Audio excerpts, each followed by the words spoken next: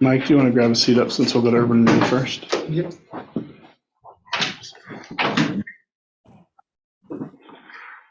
Well, hello, everybody. Thanks for coming back and joining us. First, we're going to get started. It's June 12th, 2023, and we're first going to get started with our Urban Renewal Agency public meeting. So we'll get started with a roll call. Jessica Andrade. Present. Ruth Causey. Here. Diane Crocker. Here. Matt Lehman. Here. Christopher McMorrin. Here. Teresa Nielsen. Here. Chaz Jones. Here. Thank you. So on the agenda this evening, we're going to be discussing the fiscal year 2023-2024 Urban Renewal Agency budget. And we have Mike McMurphy here to walk us through this agenda item. Good evening, Council and Mr. Mayor. Can you hear me okay, Mr. Mayor? Yes. Okay, I'm not sure the sound system yet. Before you is results of the public hearings of the meetings that we have with the Budget Committee. They have approved the budget to the City Council for approval and adoption. The total budget for the URA next year, urban renewal area, is $839,987. That's broken up into two parts. The operations is $819,000 and some change, and then unappropriated fund, ending fund balance is $20,000. So council has to consider that for adoption, and then we'll do the tax, the special, the division of taxes, as they call it. And so you've got a resolution. And Jim, so should we just go ahead and open the public hearing? Yes. Okay, let's go ahead and open the public hearing, and then we can open it up for public comment. I've not received any requests to testify. Does anybody in the room want to testify? Oh, You can close the hearing. All right, so we'll go ahead and close the public hearing. And then are there any questions that the council has for staff? No? Seeing none. Go ahead and do we have a motion to approve? Councilor Causey? I move to adopt resolution number 2301, a resolution adopting the budget for the fiscal year 2023-2024, making appropriations of $839,987 and declaring a levy in the maximum amount of taxes to fund said operations and debt. I'll second that. Great. So we have a motion made by Councilor Causey and seconded by Councilor Nielsen. Any further questions or comments or discussion? Seeing none, all in favor, please raise your hand and say aye. Aye. Aye. Motion carries unanimously. So with that, we can now go ahead and have a public comments on the Urban Renewal Agency. Are there any public comments? not seeing any. Seeing none. Okay, seeing none, we'll go ahead and move on to the consent agenda. We have minutes from March 13, 2023. A motion to approve. So moved. Thank you. Do I have a second? Councilor Niels or Mel Lehman. So motion made by Councilor Causey, second by Councilor Lehman. All in favor, please raise your hand and say aye. Aye. Aye. Motion carries unanimously. Great. With that, we'll go ahead and adjourn the Urban Renewal Agency meeting for tonight. So thank you. And we will go ahead and open our regular meeting agenda. So we'll first get started with a roll call. Jessica Andrade. Present. Diane Crocker. Here. Matt Lehman. Here. Christopher McMorrin. Here. Teresa Nielsen. Here. Ruth Causey. Here. And Chaz Jones. Yeah. Excellent. So on the agenda this evening, we have public hearings for our supplemental 2022-2023 budget. We have a public hearing on proposed use of state revenue sharing dollars for the next fiscal year. and also the next fiscal year's city budget. We also are going to be having public comments, followed by our consent agenda, and then we have a couple of proclamations that we're going to be reading if it passed. Then we'll be covering our old business, which includes city manager employment contract, a discussion of diversity, equity, inclusion training, and the use of ARPA funds. We also have new business, including a potential award of a Cochran Park contract, Business Oregon job creation grant review, and the illegal camping ordinance discussion. We also have a couple of Inclusivity Committee vacancies, a couple of different ordinances, and our ordinance and resolution, and then our staff and management report. So there's a full agenda this evening. We'll first get started with a public hearing on the supplemental fiscal year 2022-2023 budget. So we can go ahead and open that public hearing. And Jim, did you have anything to read regarding the public hearing? No, these are not land use hearings. They're just straight, anyone in favor, anyone against, anyone neutral, anyone who wants to talk at all. Okay. I think Mike might have a brief staff report for you. That's right. I was going to ask Mike to go ahead and just kind of summarize what we're talking about here. Okay, this is the supplemental budget. In front of you is final, what do you want to call it, adoption. We're going to clean up some of the numbers for the year. We always do that right before the audit, so we have to clean audit. There's going to be 3 funds affected tonight. The one is going to be the Land Building and Equipment Fund, the System Development Charge Governmental Fund, and then the other SDC Proprietary Fund. I'll take care of the 2 proprietary, the 2 SDC funds. I have, the budgets have money, 1.14 mil for the water treatment plant. We're not going to spend it this year, so I'm going to move it over to the 41 fund. So that's the main reason why we have to do a public hearing, because I created some transfers. So I moved the money from the SDCs over to the Land Building and Equipment Fund. It's going to be segregated for the water treatment plant only. And then in the proprietary fund, we have, my numbers mixed up. The numbers in here are right. The resolution is correct. My staff report is wrong. The one on the proprietary is 850,000 coming from there. That's going to be for, I copied the doggone thing. That one's going to be for the streets. So I've got a copy. So we're going to increase transfers in and out of both of those funds and move it over to the Land Building and Equipment Fund. And like they'll be segregated. They'll be there for next year for the budget. Then in the Land Building and Equipment Fund, we received $107,992 for, it was for the North 11th Street LID project, this project that's going on now. We've got that funded already, so I moved this money over against the purchase of that land. That's another expense that I'm showing. I'm showing $337,000 increase. That's for the purchase of that land over off of US 20th. And so that's why I'm just moving the money to the, just like that. And I'm going to take the rest out of contingency.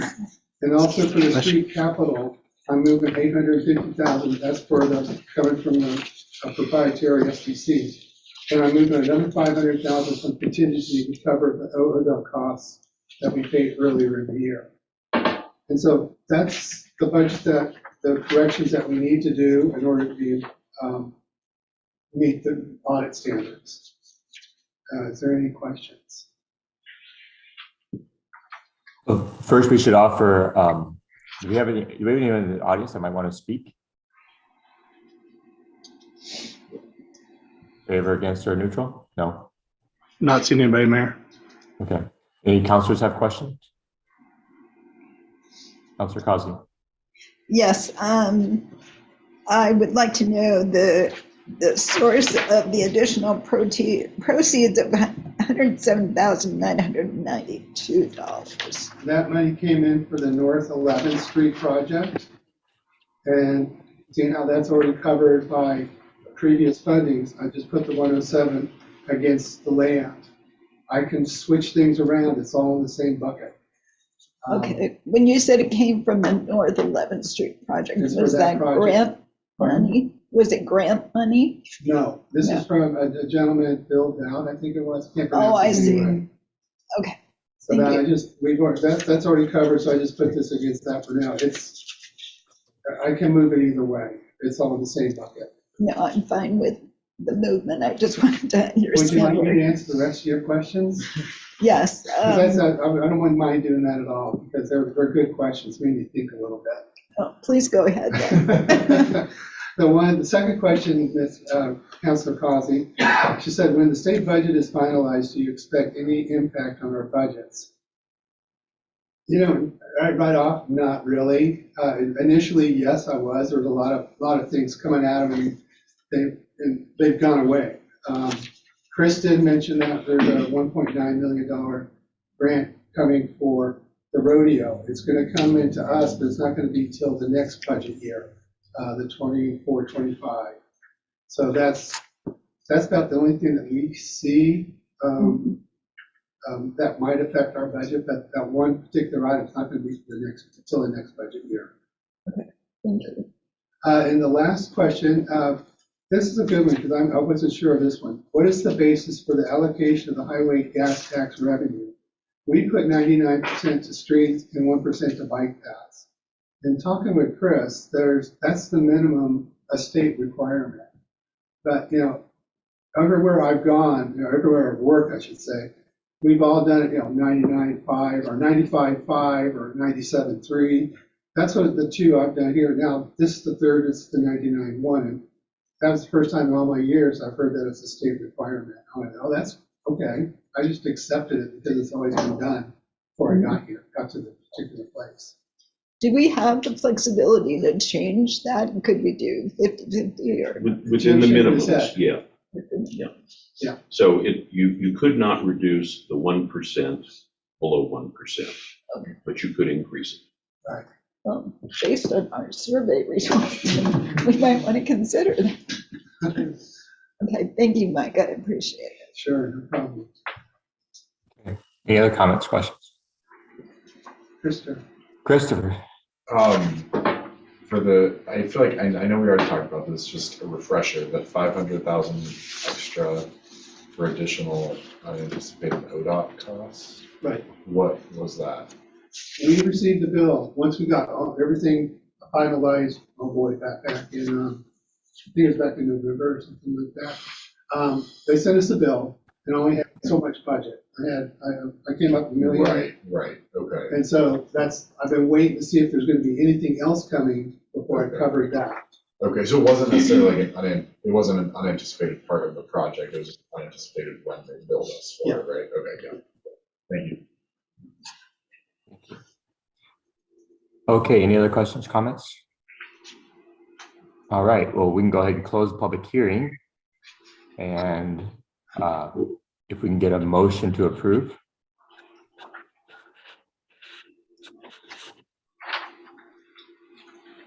Or other comments, Christopher? I move to adopt resolution number 23-11, a resolution adopting a supplemental budget for fiscal year 22-23 and making appropriation increases and changes for fiscal year 2022-23, incorporating attachment A as part of the resolution. Excellent, thank you so much. Do I have a second? The motion made by Christopher McMorrin, seconded by Councilor Lehman. Any further discussion? Seeing none, all in favor, please raise your hand, say aye. Aye, motion carries unanimously. Excellent. Okay, thank you for that. Next, we are going to open a public hearing on the proposed uses of state revenue sharing for fiscal year 2023 and 2024. Mike, do you want to go ahead and discuss resolution 2312? Okay. Every year we must have two public hearings. We've had one during the budget committee to discuss the use of the state share of revenue. This is the second. The state share of revenue is we received so much money for our general shared revenues, that's shared revenues, and our liquor tax, cigarette tax, marijuana tax, and highway gas tax. We're estimating that we're going to have, I'm not estimating anything, those were the estimates. So what we do now is ask questions. We have to be questions on it. This one's pretty brief. Great, thank you. I would just note, Mayor Jones and Mike, on the memo, there's a typo just above the council options. There's just an extra 4 Yeah. in there, the 4449 should be corrected to 449. The resolution's correct, it's just in the memo that the extra 4 is there. That's it. Mike was daydreaming. Extra $4 million. Yeah. Are there any folks in the audience that might want to speak? Public hearing? Seeing none. Okay, we'll go ahead and close the public hearing. Are there any other comments, questions from council? Councilor Causey. I would just ask regarding the allocation of funds that we previously discussed. Is that something that we could change at any time, or does that have to be decided now? I'm going to defer to Jim on this one. I'm not sure. You can change, but there are statutory percentages, and that will make the difference as to whether you need a supplemental budget at any particular point in time or not.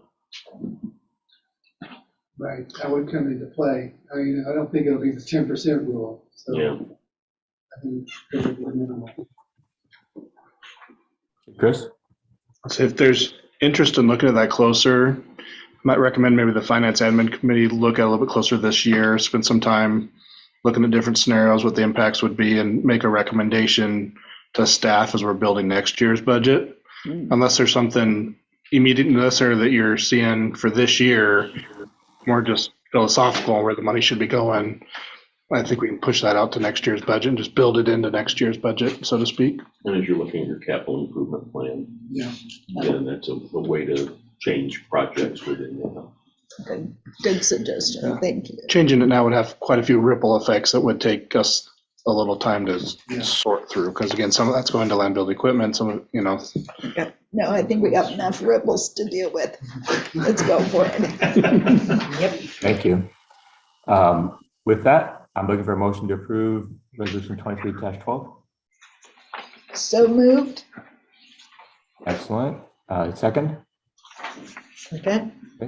So motion made by Councilor Causey, second by Councilor Crocker. All in favor, please raise your hand and say aye. Aye. Motion carries unanimously. Thank you very much. With that, we're going to go ahead and open the public hearing for fiscal year 2023-2024 city budget. Mike, you want to get us started? Sure. In front of you is resolution 2314, possible adoption of the city of Columbus 23-24 fiscal year budget and appropriations. Total budget for the year, for next year, estimated $35,514,000. Operational is $28,239,000, and unfunded or ending fund balance will be 7.2. The budget includes the expenditures that the budget committee has gone through and reviewed. We've allocated personnel within the budget, and we've got cities made a further commitment to the city's water, wastewater, and stormwater. And that's what we have for adoption. Any questions? Any immediate or kind of preliminary questions? Anybody in the audience that would like to speak to the budget? No? Okay, so with that, I'd consider a motion to approve the fiscal year 2023-2024 budget. So moved. Great, thank you. Looking for a second? We should really read that one. Sorry, I know. be a stickler. I was waiting for Jim to jump in, but we should probably go ahead and read that resolution. There are two motions coming here. Okay. I move to adopt resolution number 23-14, a resolution adopting fiscal year 2023-2024 budget as recommended by the Budget Committee for budget appropriations of $28,239,759 and total ending fund balances of $7,275,123 for total requirements of $35,514,882. I didn't get that. Could you do that again? Thank you. So we had a motion made by Councilor Causey and seconded by Councilor Cochran, right? Yeah. Great, thank you. Any further discussion? All in favor, please raise your hand, say aye. Aye. Great, motion carries unanimously, and I really want to thank the Budget Committee for spending so much time going through the budget and cleaning it up and helping us find the small errors, and thank you, Mike, for pulling it all together. Really appreciate your efforts. You have One more related one. One more. I'll do that really quick. So, and then we have, oops, got myself out of order. I'll go ahead and discuss 23-13, the, imposing and categorizing ad valorem taxes. So we'll go ahead and open that public hearing. In front of you is resolution 2313, which imposes and categorizes the ad valorem taxes for the city of Philomath for the 23-24 fiscal year. The rate available of 5.3005 per thousand of assessed valuation. And the resolution is in front of you for approval. And Mayor Jones, we opened and closed the hearing already, so we can just go ahead and get a motion on the table. Okay. Do we have a motion? I move to adopt a resolution number 23-13, a resolution imposing and categorizing ad valorem taxes for the city of Philomath for the fiscal year beginning July 1, 2023 and ending June 30, 2024 at a rate of $5.3005 per $1,000 of assessed valuation. Thank you. Do I have a second? Okay, so we have a motion made by Councilor Causey, seconded by Councilor Nielsen. Any further discussion? All in favor, please raise your hand and say aye. Aye. Aye, motion carries unanimously. Excellent. And again, I reiterate my thanks for the Budget Committee and the budget. With that, we're going to go ahead and move on to public comments. I'm going to go ahead and read this public statement. This time is intended for individuals to speak and for council to listen. Members of the council will not discuss topics or make decisions during this time, but may take comments or requests under advisement. Assign topics to a future council or standing committee agenda, or request the staff take action. Comments about a topic scheduled for public hearing should be given during the hearing, not during visitors and comments. And testimony time is limited to 3 minutes per speaker. A 30-second warning will be provided. Speakers should provide their name and city of residence. Providing the council with a written copy of your comments prior to or during the meeting is always appreciated. And those who attend the public meeting are required to adhere to the council rules and proceedings and observe the same standards of decorum as members of the council. Further, at the discretion of the presiding officer, members of the public who fail to observe these rules and procedures will be asked to discontinue speaking and will not be able to speak for the remainder of the meeting. Thank you very much. Do you have anyone who'd like to give public comment, Chris? I have two people who have signed up for public comments, James Renner from Pioneer Connect and Joe Sullivan from Northernwood. Okay, great.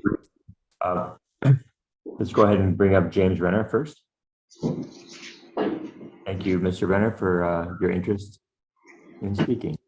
Thank you for joining us. Allowing me to speak.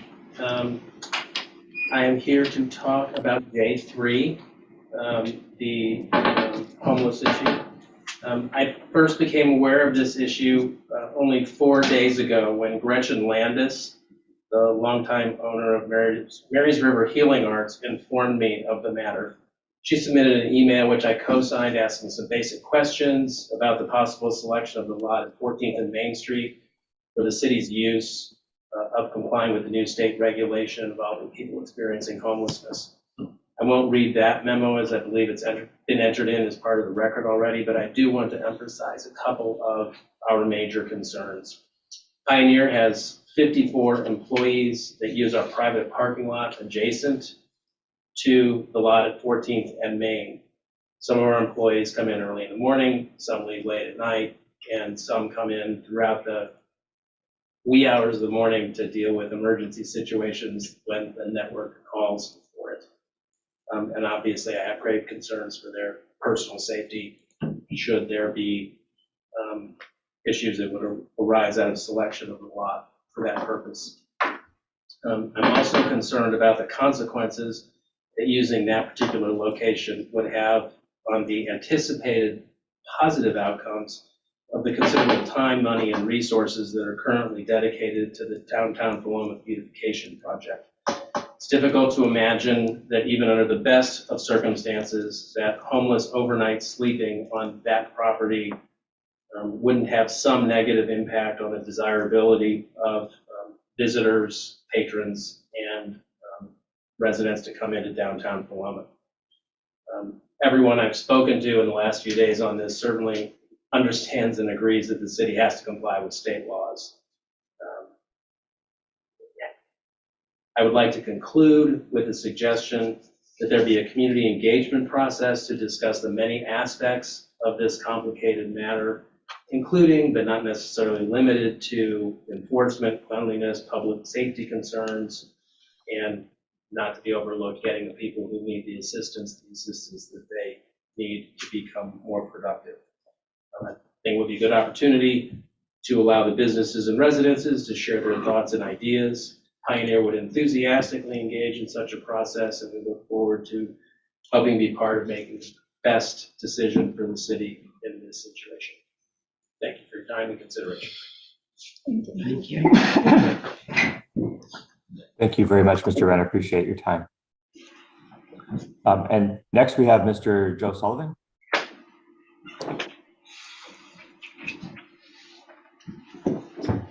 Hello, Joe Sullivan with Northern Wood, and of course we've got that complex out on 19th Street. And I just wanted to just come in and say thank you, because there's been a lot of work from a lot of different people. I'll specifically name you, Chris, thank you very much. Getting that grant is something we obviously couldn't do by ourselves, but the grant that you're going to be looking at today anyway is going to go along with it. It will do a great job of with the city water line sidewalk, and of course it's all about job creation, because everybody wants job creation. We do too. So I just wanted to say thank you. Thank you. Thank you, Mr. Sullivan. Appreciate it. Appreciate your words. Excellent. With that, we'll go ahead and move on to the consent agenda. And we're considering minutes from the May 8th meeting. We have a motion to approve. So moved. Thank you, Councilor Causey. Seconded by Councilor Lehman. Any further discussion? Seeing none, all in favor, please raise your hand and say aye. Aye. Motion carries unanimously. Excellent. Next, we have Proclamations 23-15 on inclusivity. And we have a Proclamation 23-16 on Independence Day. Really appreciative of the Inclusivity Committee pulling these together and kind of reaffirming some of the city's work in inclusivity and honoring the important role that the Declaration of Independence plays in our history and in Paloma. So Any comments on these two proclamations? Councilor Kazi. Just a question on the resolution 1215. Were there any, other than the date changes, were there any changes to the prior proclamation? 23, or, oh, sorry. I think it's 20, is it 2315? 2315. Okay, just because on the, I just realized now, looking at the resolution itself, it says 1215. It should be 2315. Okay. Sorry. Cool, thanks. We had some word changes. I can't remember where they all are, but I know that Councilor McMorrin had made quite a few of them.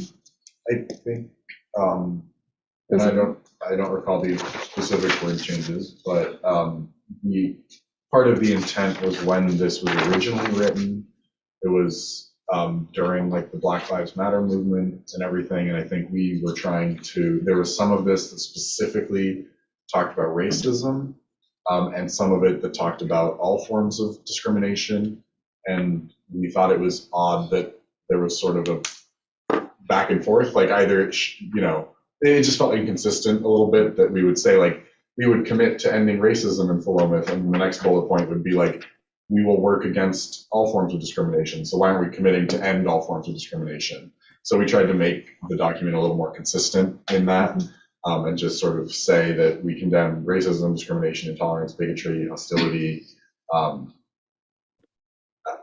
all forms of sort of discrimination, because we want to make sure we're inclusive of all folks. So I think that was the biggest, I think, change, but it's similar to previous ones. And then there was another one that we had talked about at a previous meeting, a previous council meeting when we'd reviewed this, where it talked about condemning racism, discrimination, intolerance, bigotry, and hostility, and those who commit such things. And we had talked about removing it then, but somehow it was still in the draft that we had gotten at the Inclusivity Committee, so we removed it there. The part about condemning people as opposed to the actions that people do. Thank you. Any other comments, questions? Seeing none, I'd entertain a motion to approve resolutions 23-15 and 23-16. Well, I guess we did slightly change 2316, but only slightly. And that was a new resolution for us anyhow. Correct. Right, I guess, yeah, you were just saying a motion for both of them. So I just want, if someone's going to make a motion for that one, I just want to give a chance. What were the changes on that one? It was just, we split up, I think, whereas the two that says whereas we recognize that and whereas throughout our history. Originally those were two were one whereas clause, and each whereas clause is supposed to be one sentence. So we just split into two clauses, and then we just changed, we added that, whereas I don't remember exactly the wording, but as imperfect people as a nation, we're also imperfect, and not all Americans have had the freedoms that we aspire to. And then we have continued Americans have continued their efforts to build, improve, and preserve a country of liberty, peace, and opportunity for all. I think we just tried to, since we split it into the two, tried to kind of make them complete sentences and reflect what we wanted to say. And also saying, I think you had made the point of like, we are still in the process of doing these things, as opposed to, we have done this already. Right. That on Independence Day, we did not create a perfect society, but we have been working to do that ever since then. Yes. So, yes. Thank you so much. Councilor Kazi? I believe Councilor Crocker had her hand up first. Oh, Councilor Cochran? I just want to say how wonderfully this is written. I read through it and I was ready to stand up and salute or something. It was just really well done. And whoever, I guess Dan had a hand in this. Is and excellent. Zena. Yeah. Thank you. Councilor Kazi? Notwithstanding Councillor Crocker's remarks, I'd like to suggest one minor change. As I read the fourth whereas, it sounds to me as though not all Americans have had the freedoms we aspire to, which is true, but it sounds like we all have them now. So it doesn't matter what happened before. So I would just suggest revising that to not all Americans have, comma, or have had. Capturing past coincidence. Grammatically, that would be better. That's what you're doing. Okay. So we have a motion to amend? To clarify, is it to have or have had, or just have? Because I would think that if we didn't have in the past, then we wouldn't have them now.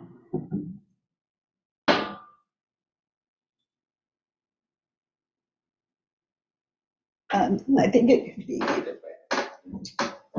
I'll defer to the educators in the room. Are you suggesting just a comma between have and had? No, I was suggesting the wording, not all Americans have or have had. And just suggesting simply not all Americans have the freedoms, which would be simpler and more straightforward. I think it's clear as a writer, have or have had would be more eloquent in the writing procedure of that. I It also does. like that. I do. I think it's definitely more eloquent. Yes, it does. And so is there a motion there? Councilor McMorrin.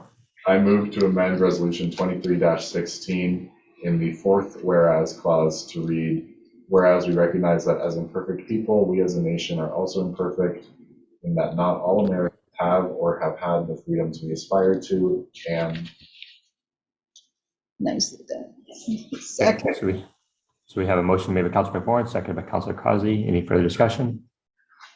No. So all in favor of amending resolution, please raise your hand and say aye. Motion carries unanimously. Great, thank you.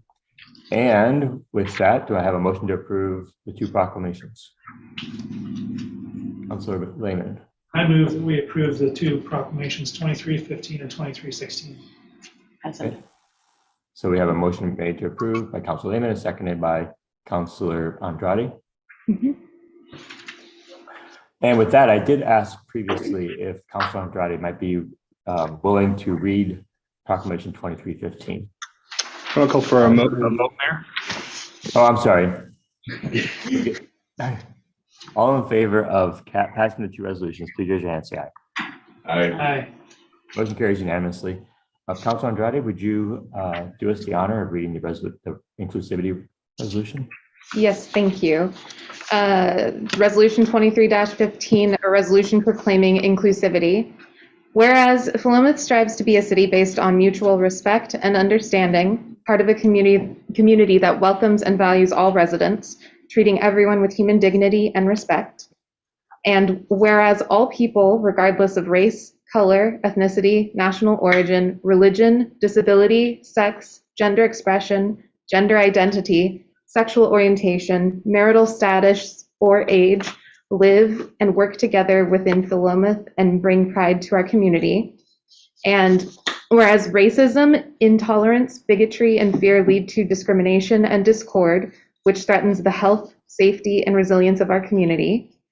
And whereas the city of Philomath welcomes all people who recognize the rights of individuals to live their lives with dignity, free of racism, discrimination, intolerance, bigotry, and hostility. Now, therefore, be it resolved by the Common Council of the City of Philomath that this governing body, 1, commits to the principles, assurances, philosophy, administration, and implementation of civil rights compliance laid out through the Civil Rights Act of 1964, the Voters' Rights Act of 1965, and the Americans with Disabilities Act of 1991, and 2, commits to ensuring that all public plans, policies, programs, services, and activities be designed, implemented, evaluated, and delivered in a manner that advances equity, improves quality of life, and reduces disparities. And 3, condemns racism, discrimination, intolerance, bigotry, and hostility. And 4, does not tolerate expressions or acts of hostility, intimidation, or harassment, and instead is committed to the elimination of all forms of racism everywhere it exists. And 5, denounces violence against people of color. And 6, affirms the principle that all Black lives matter. And 7, affirms that Philomath must be a welcoming city to all regardless of race, color, ethnicity, national origin, religion, disability, sex, gender expression, gender identity, sexual orientation, marital status, or age. And 8, affirms its commitment to ensure that all members of the community are free from acts that are rooted in racism, discrimination, intolerance, bigotry, and hostility. We will strive to inspire and continually pursue a culture of safety and well-being. And 9, commits to examining racism within our city, city government, and city leadership. As community members, city staff, and elected or appointed officials, we commit to seeking out training opportunities to assist in identifying and eliminating all forms of discrimination within our city. And be it further resolved that in recognition of the importance to make continuing efforts to achieve these commitments, the Philomath City Council shall annually review, update, and reaffirm the Inclusivity Resolution at the first meeting of the City Council each June. Passed by the Council this 12th day of June 2023. Approved by the Mayor this 12th day of June 2023. Thank you very much for that. I appreciate it. I also then asked Councilor McMorrin if he might consider reading Resolution 23-16. Sure. A resolution proclaiming Independence Day.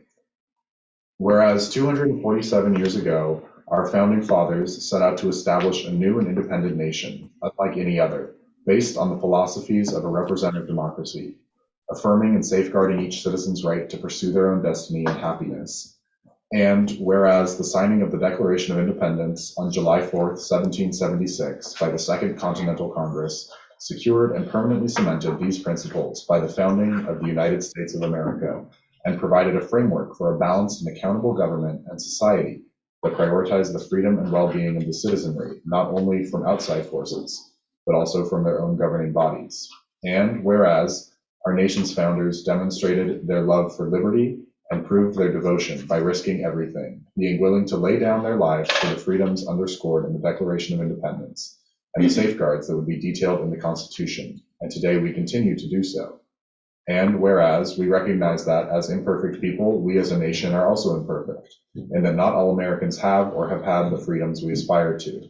And whereas throughout our history, Americans have continued their efforts to build, improve, and preserve a country of liberty, peace, and opportunity for all. And whereas this 4th of July, we commemorate the signing of our nation's Declaration of Independence and celebrate our exceptional liberties, let us take time to reflect on the significance of our freedoms and reaffirm our commitment to help better our country.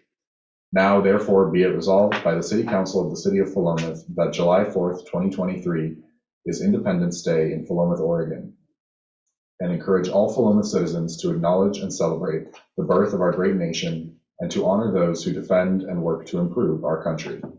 Passed by the City Council this 12th day of June, 2023, and approved by the Mayor this 12th day of June, 2023. Thank you so much, Councilor McMorrin. I appreciate that. Nice work. With that, we're going to go ahead and move on to old business, and we're going to be discussing the city manager's employment contract, the renewal of that said employment contract. Jim, do you want to kick us off? Sure. Or should I? Sure. At your, I think your last meeting, this matter came up. You referred the contract to the Admin and Finance Committee. They met, they discussed it. They've made some recommendations, changed language, and they've brought it back to you for your consideration. Thank you. Yeah, and this came to the Finance and Admin Committee. We made several suggested, or we discussed several of the specific amendments. There was a fair amount of conversation about this severance package and health insurance. We we expanded the notice required for resignation and specifying the signing bonus as a one-time retention payment, and then suggested adding reference to the ICMA Code of Ethics in terms of relating performance to actual ethics concerns. So, yeah, we have the Finance and Admin Committee kick this back to the City Council, and we are hoping that the way that we presented it here might be appealing to the council and might honor our intentions of employing the city manager into the future. Any comments, questions, or suggested edits?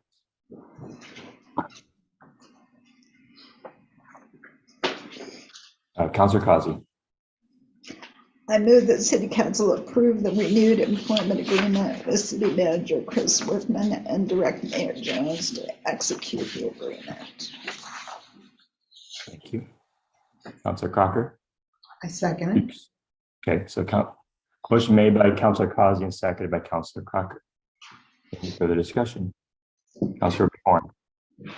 I just am not comfortable with the 18 months of severance in the case of termination without cause, voluntary resignation following a written request from the City Council, or total compensation being reduced without consent for various reasons. And it's not a reflection of Chris or my thoughts on Chris. It's just a philosophical issue with binding our city to something like that.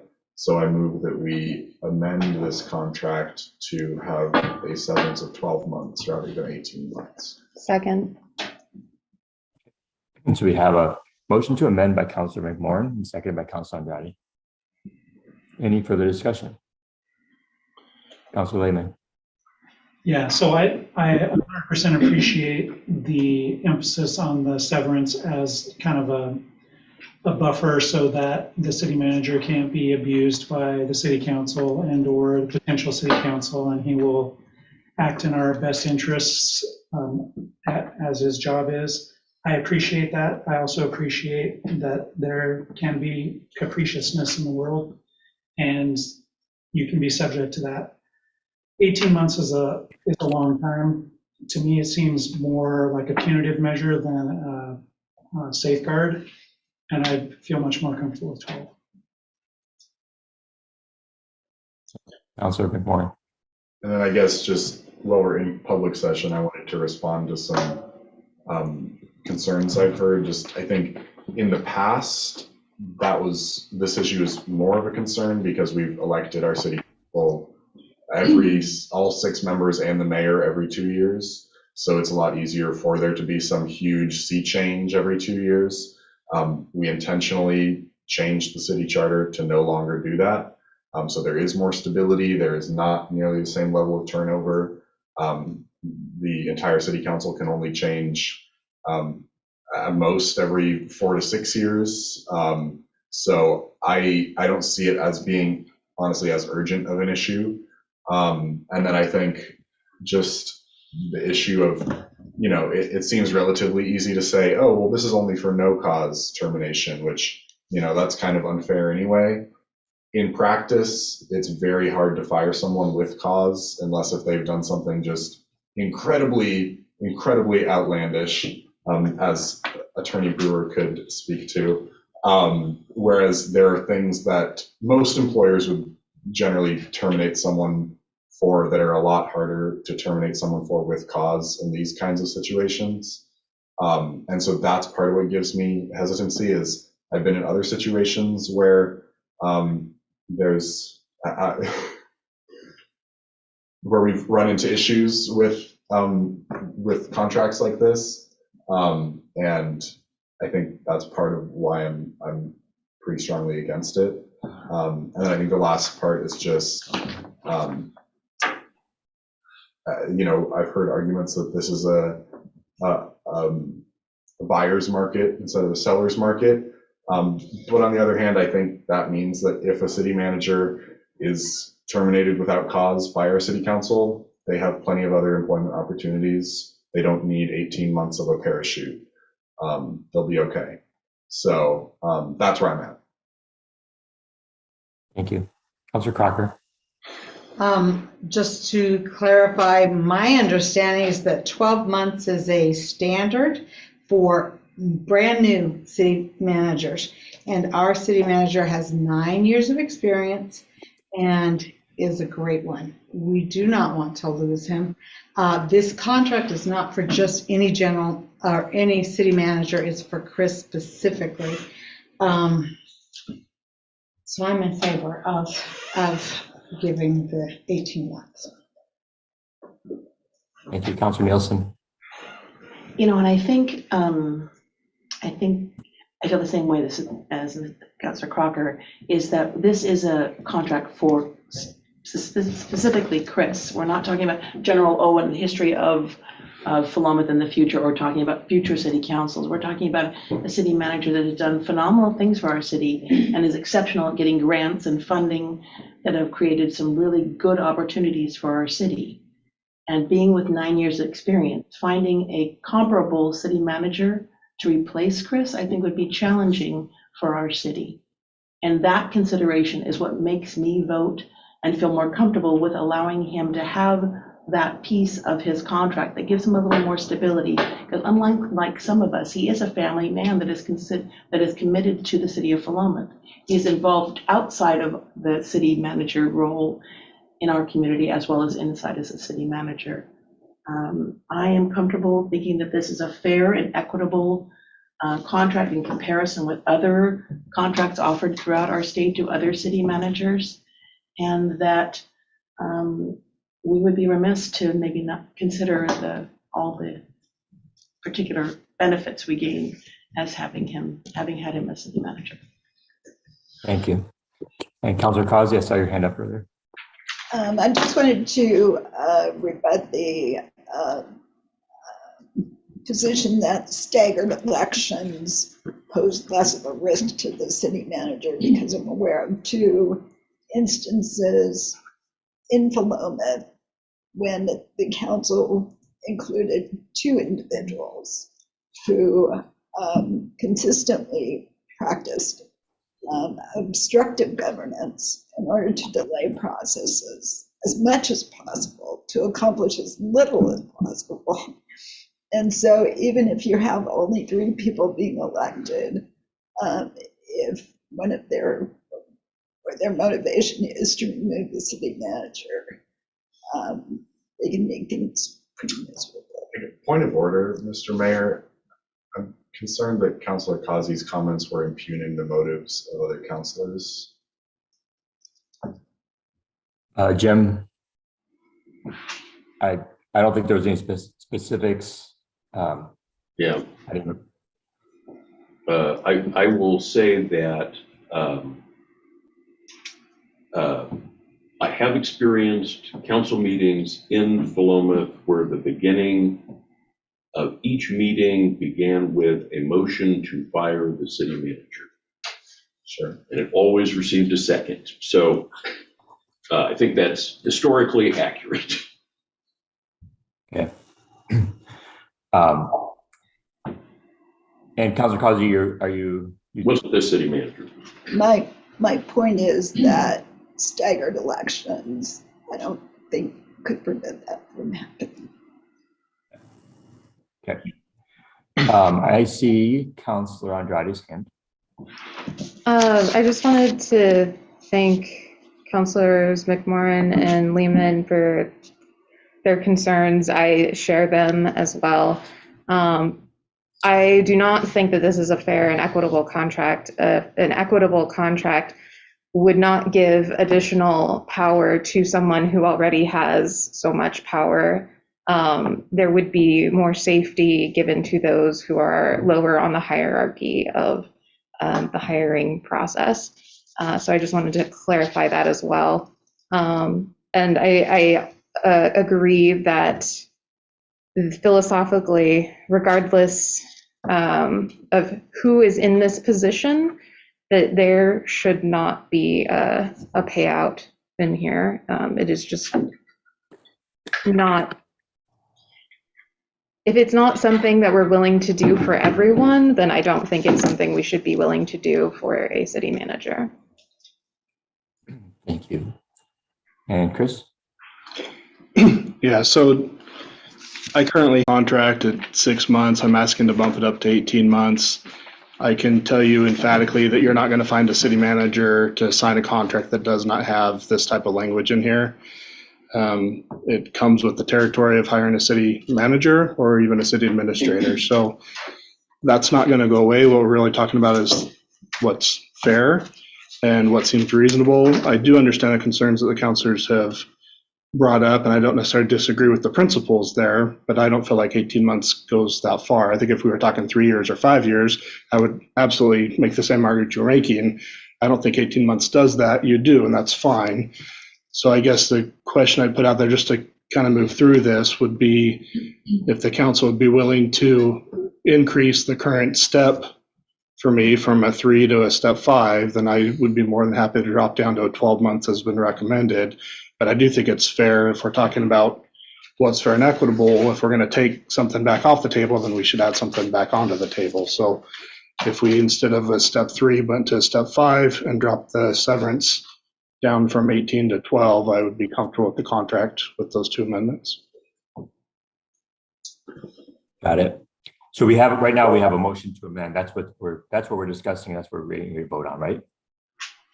Yes. Okay. So Christopher McMorrin.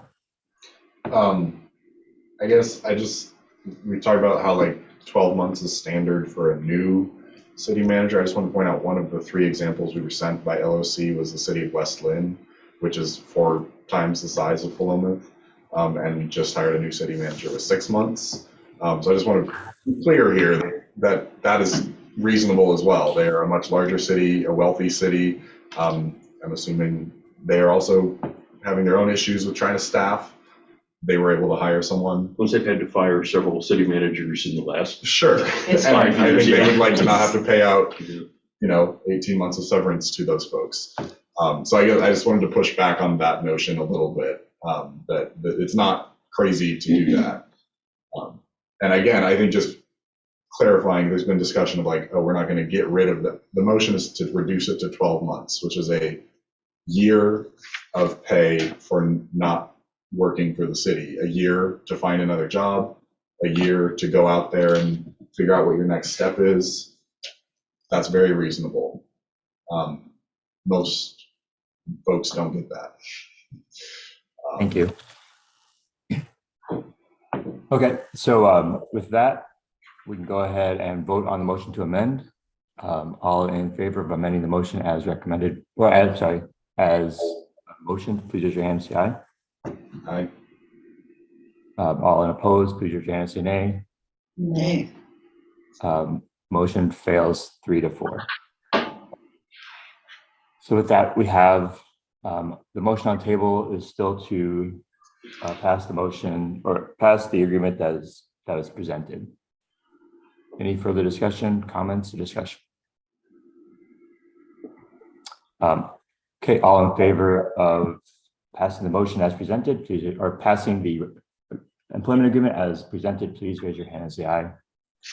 Aye. Aye. Opposed, please raise your hand and say nay. Nay. Motion carries 4 to 3. Well, thank you. I know it's really hard to have some of these conversations. Sometimes it's just difficult to meet everyone's concerns and interests.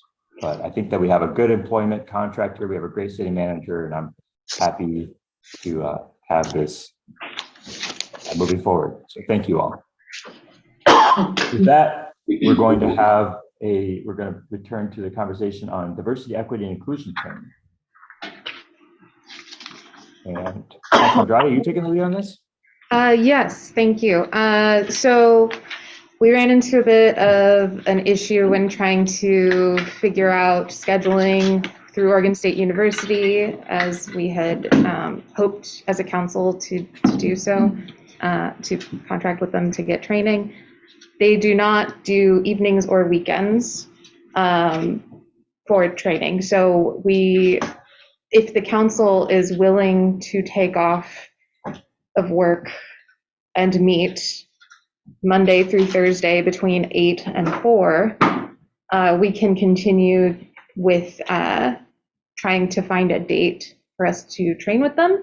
Otherwise, the Inclusivity Committee has said that the training through Western Oregon University would be a good second option. And they do trainings on weekends and in evenings if need be. Great, thank you very much for that. Councillor Causey. Yeah, I would, the last time we discussed this, I asked if there had been references contacted. And the answer I was given was someone said, this would be great for you guys. Mm-hmm. Okay. To me, that's not very definitive. It gave me pause for thought. And now we've been told that this group can't provide training on weekends, and working people are being asked to use vacation time or some kind of time off in order to go through this training.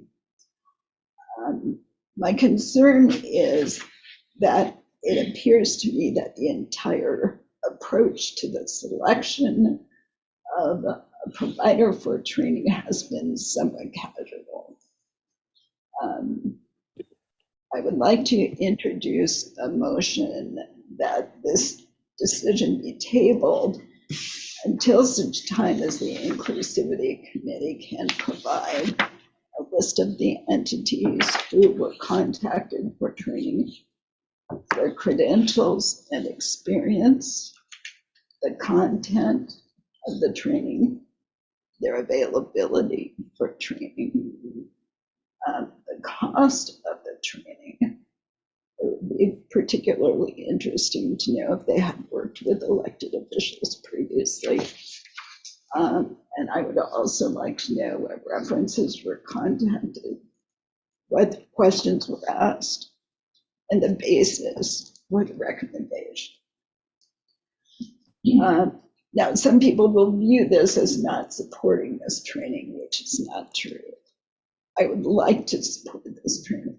I'd like to be excited about it, but quite frankly, I don't know enough about it to know if it's going to be worth the time. And now you're asking people to take time off to do it. So my fundamental concerns are that it be a valuable use of public funds and not a waste of our time. So I would like to introduce a motion to table this until such time as we can receive the information requested. Thank you. Do we have a second to that motion? I'll second.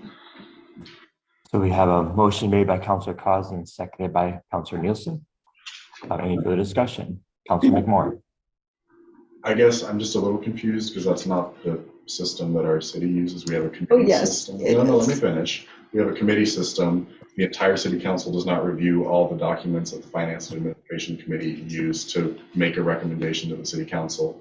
The entire city council does not review all of the documents that the Public Works Committee uses. They don't second guess the decisions of the Public Works Committee when they make a recommendation to the council. So I guess I'm a little confused because it sounds like you want the entire council to just review all of the information and make a decision about this training, which we can do, that's fine. I guess I'm just confused because I thought the council delegated this to the Inclusivity Committee to make a recommendation, and the committee has done that. And so I guess are we not delegating this to the committee anymore? And I guess if so, I have more questions about sort of why do we have the committee if we're just going to have the council do what we've asked these community members who have volunteered and who have these diverse experiences to offer us. Councillor Causey. This is a process that is undertaken by the committees, and it's undertaken in contracts that we approve It was undertaken by the Ad hoc Public Art Committee when we chose a consultant. It was undertaken by the Parks Advisory Board when they chose a consultant to help update the parks plan. And no, the council did not have to approve those decisions. But had the council asked questions of those committee members, they would have been able to provide complete information in response to those questions, and it would have been much more definitive. All I'm asking for is an agenda item summary that outlines this information. I've never seen it. And quite frankly, I have no confidence in this decision. I have no confidence in the information that has been brought forward, what limited information it is. Yeah, Councilor Nielsen.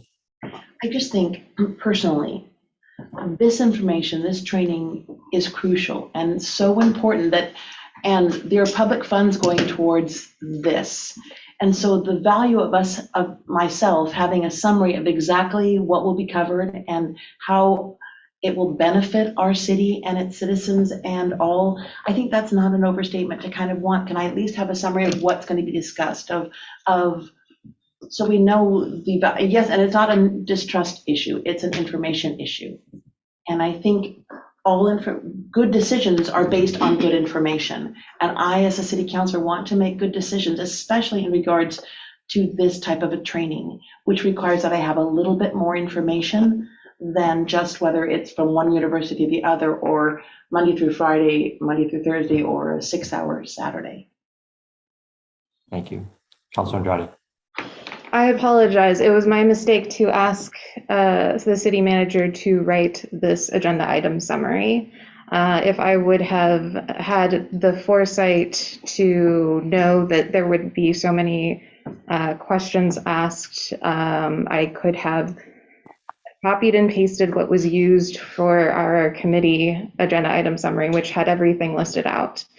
I unfortunately do not have those numbers memorized. I wish I would have pulled it up. Thank you, Councilor McMorrin. I'm pretty sure you're doing that right now. But I can tell you that that both of those options through Oregon State University and through Western Oregon University are both very comprehensive, and I honestly think that either of them would be beneficial to the council and whoever else took the training. And I don't see any reason to not go with either of them, especially because the League of Oregon City already contracts with Western Oregon University. They're the ones who do the trainings that they offer, the DEI trainings that they offer. So it would just be essentially an LOC. From what I understand, it would be an LOC workshop, but for us. I know less about Oregon State University's information because I did not talk with them directly, but we had all of the other information. It was just the one piece of information that we did not know until I contacted and said, hey, the council would like to schedule a training, and like, when is a good time? And then that's when they said, these are the days and times that we book. And that's when I realized, oh no, that's the one thing we didn't ask. So I hope that provides some clarity, and whatever Councilor McMorrin has brought up as well on his computer. Thank you. Actually, Councilor Cochran has her hand up. What is the price for each of them, since we're allocating the money for each one, for the OSU and the Western Oregon? So, I think it would have been 5,000 for Oregon State. yeah, so for Western Oregon, it's $600 a person for a 6-week Zoom course. Except it was going to be the 6-hour in-person workshop. Or a 1-day 6-hour workshop for $260 a person. For the OSU, we had that in a different one, right? We got the Yeah. quote back for that. It would have been like 2 months prior. But the thing about Western Oregon University is that there's a tiered system of like 20% off once you have this amount, like per person, once you have this many people registered for like this range of people and stuff like that. So I don't know what the exact cost would be until. It would depend on how many people were participating and Exactly. how they were doing it. I guess I'm just, Councilor Causey, I'm a little like, if you can get us a list of specifically the information you want, we have it. I guess I'm just a little, trying not to be a little taken aback by some of the verbiage you were using about how you want basically every detail of everything and you don't trust the decision at all. That's what you said. Yes, that's what I said. And so what information can I give you? Because it's here. Well, rather than take the time to have you read it off, which people may have a hard time absorbing if you're just reading all this stuff, may I ask that the committee bring it back to the next council meeting? Would that be possible? Can you give us a list of what you want? I absolutely will. Okay. I guess just, I'm still a little confused by this process. This feels like we're not using our committees. You used like the Public Art Committee as an example. The City Council did not get all the information that the Public Art Committee got about the potential contractors. We made a recommendation about a contractor. We said, this is who we're going with. This is who they are. Thanks. And the City Council's like, that sounds good. So I guess that's by that example. Councilor Lehman? Yeah, I sympathize with both of you.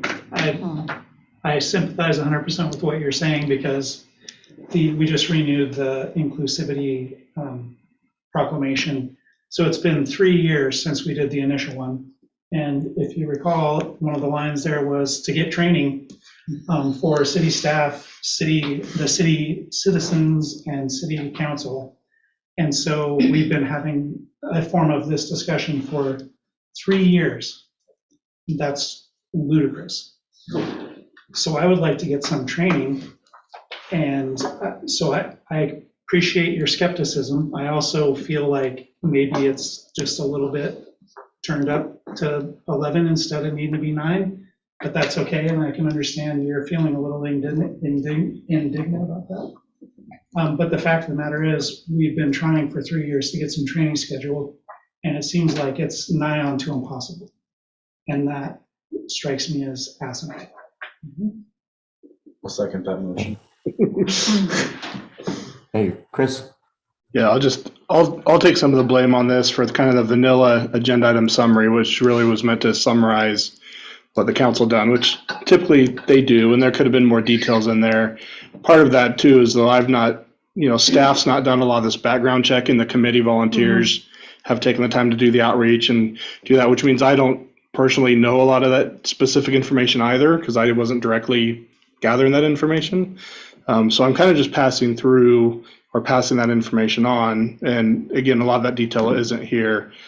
I think to move forward, I just recommend, it sounds like there's at least more than one person that's voiced concern about the level of detail that's been provided. So maybe the best path forward would be to circle back. I don't know that necessarily needs to go back to the Inclusivity Committee again, but maybe I could speak with the chair, co-chair, and we could draft a better memo to come back to the City Council. It's got a little bit more detail and information. I do think that both of these are good trainings, but I also recognize the value in showing constituents that we're not just spending money to spend money to check a box that we did training. I do think that the council has voiced several times that they want meaningful training that's going to be impactful, that's going to make a difference. And to do that, I think it bodes for maybe a little bit more defined agenda item summary with a little bit more information about that. At the end of the day, the council's already made this decision once to do the training. The shortfall here was the date and times. We just didn't ask, right? We weren't aware, otherwise we'd be announcing when we were doing it right now. And instead, we're back to the drawing board and maybe going to someone else altogether because of the date and times and the constraints, because that's pretty constrained. And in fact, feel remorseful that they didn't come out and tell us that, or whoever was talking with them, like, oh, by the way, so you know, we're talking about a volunteer council. You should know we only do it during the day, these specific times. But all that said, I would support the discussion to table this, and let's bring back a memo with a little bit more information so the council's got some comfort moving forward. And then we'll get a schedule. I like that idea and that approach. I think if we're going to do that, I think it would also be good for the council now to decide, are we interested in doing this during a workday, or are we interested in doing this in the evenings or on a weekend? And I also think it would be good if maybe staff has some conversation or a doodle poll with all of us to find out what is our availability, so that maybe the next agenda item could actually have a specific date that might work for everybody. So that's what I'm hoping that we can achieve if we're going to bring this back at a later date. Councilor McMorrin? I think my frustration with this committee is that I still feel like I'm unsure if the council wants this committee or not. Or wants the committee in the form that it is. Because I think the council created this committee differently than all the other city committees, with a different structure, different membership, and then keeps expecting it to perform like every other city committee, which is not going to happen. So if you don't like the outputs you're getting from this committee, change how the committee works. Or if you like the structure of the committee that you created, accept that it will be different. Because this committee has raised my blood pressure more than any other thing I've been a part of. And I think part of that is just because there's so much clash between this committee and the city council. I completely agree with everything that Councilor Lehman said, that it's asinine that we have been trying to do this for 3 years. I think both entities share the blame there. The Inclusivity Committee has been trying to recommend things to you, and you have not been super clear about what you want, and then you've been sending it back or you've been tabling it.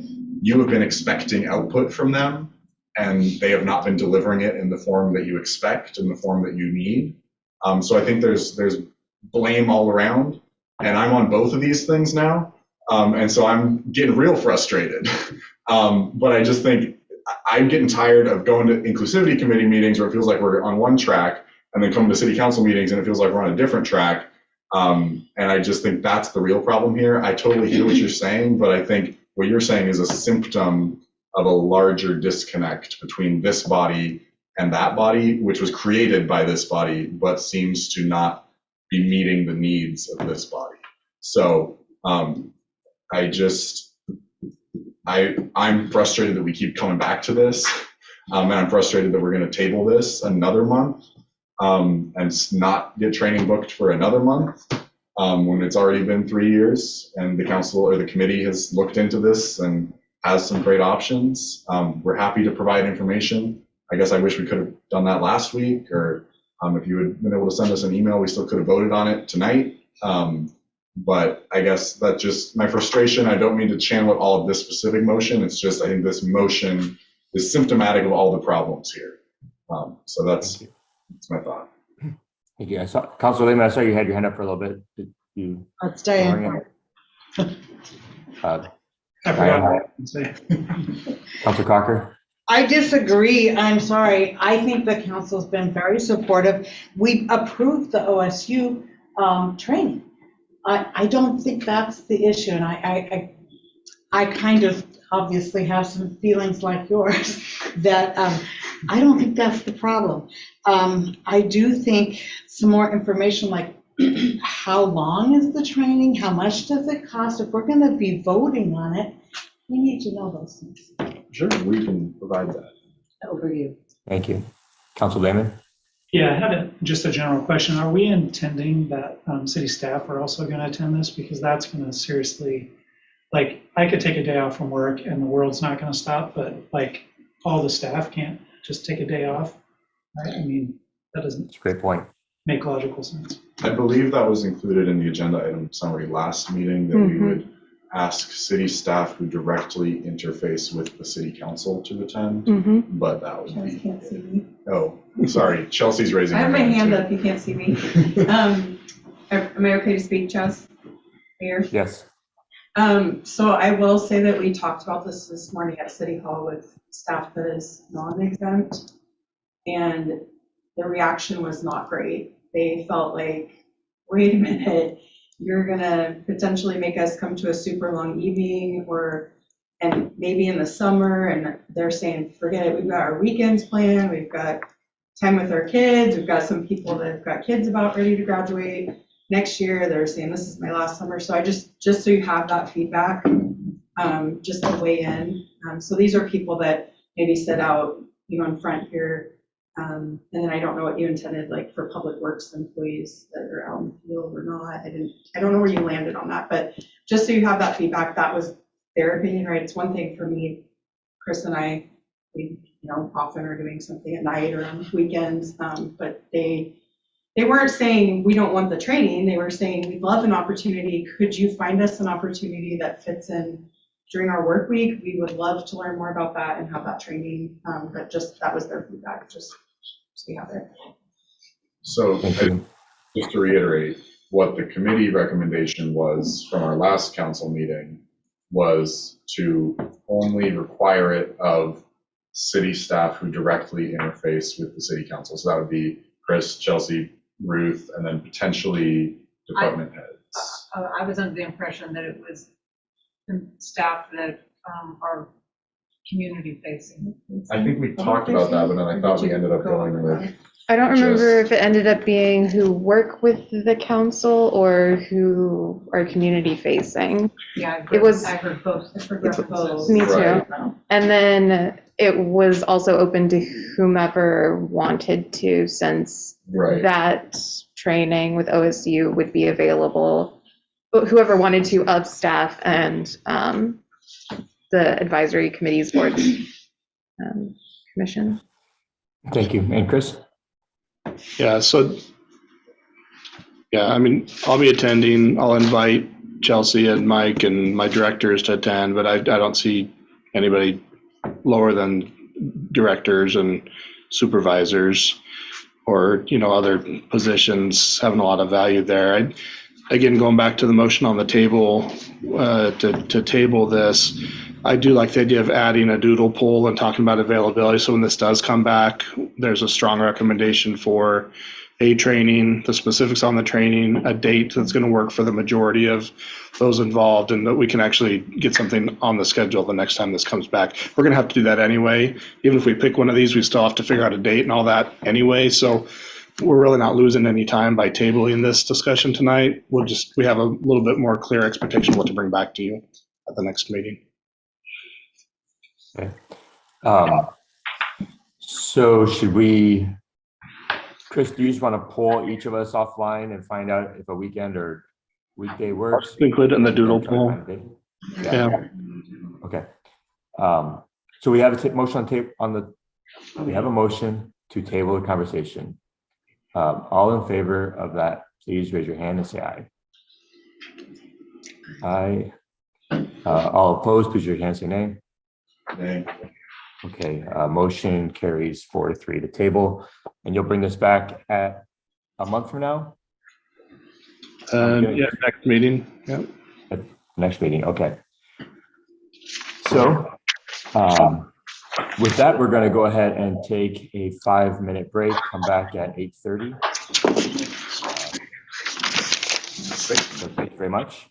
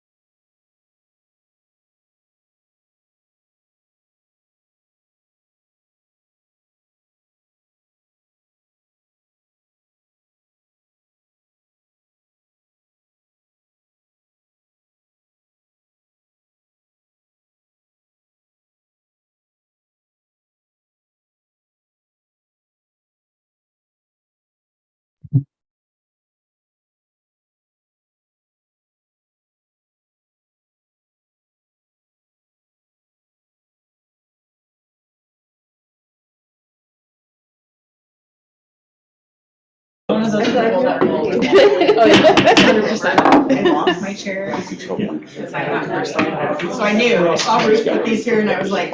Okay. Excellent. I think I gotta go start the other camera. Sorry. Assuming we were getting. Where is it at? Right here. We're restarting the recording. I gotta hit the camera button. Sorry. Yes. Ask to start video. Yes.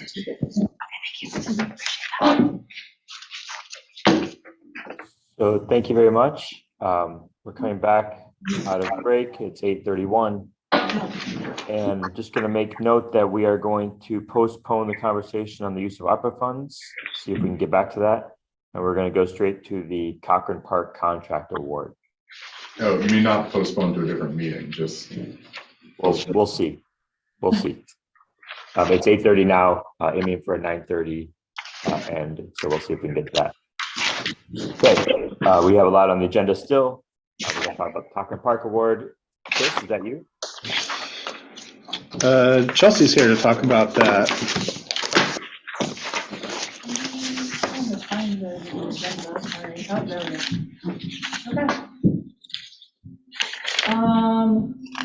We have presented, Chelsea, can you come up to the front? yeah, sure, I will say.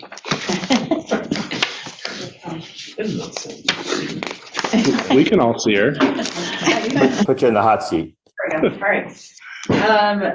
On the staff report, you will see the 3 bidders that came in for the project. This was put out for an invitation to bid by our city engineer firm. The bidders that came in, the low bidder was Mid Valley Gravel at $213,071. We opened the protest period. There was we were contacted by Classic Design Construction about a correct bid bond. That was sorted out and we did not hear back, right, Jim? We didn't hear back from them again in the second letter. Is that correct? That's right. So they received a letter back from Kevin denying the protest and saying, no, you've got some time.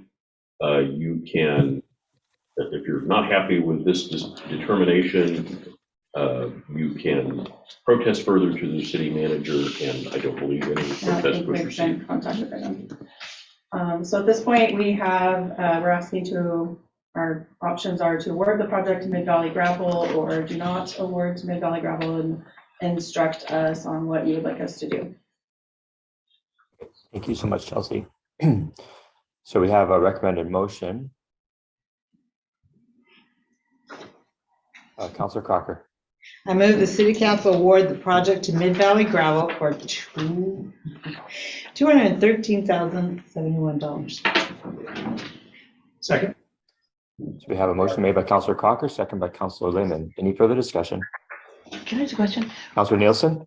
Could there be any other legal ramifications with the Classic Design and Construction that could come against the city if we were to go with this bid? Okay, it's a great country. People are infinitely creative. Could there be any? Of course. Okay. Is it likely? Can we be successful in defending the council's decision if the council awards at this point? Yes, I think so. Okay, that's the question. Thank you. Councilor Kazi, do you have a question also?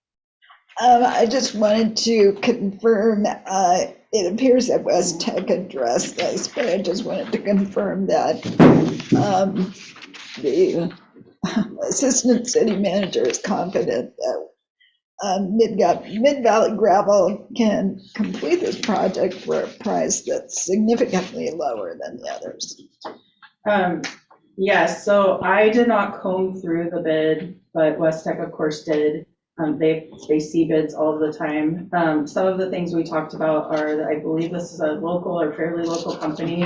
The other companies would have a lot of mobilization costs, putting up their staff members and lodging, and that's some of it. And they are familiar and probably have a lot of contacts with other local suppliers. So I think that that helps them out a lot.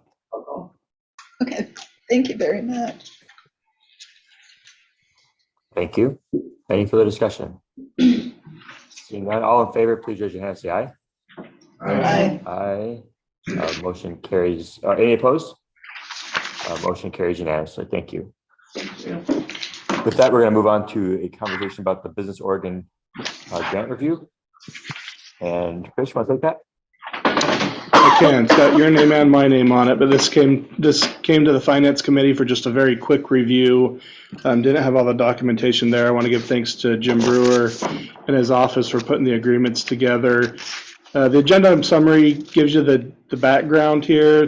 We heard from Mr. Sullivan earlier today, giving appreciation for the consideration of this.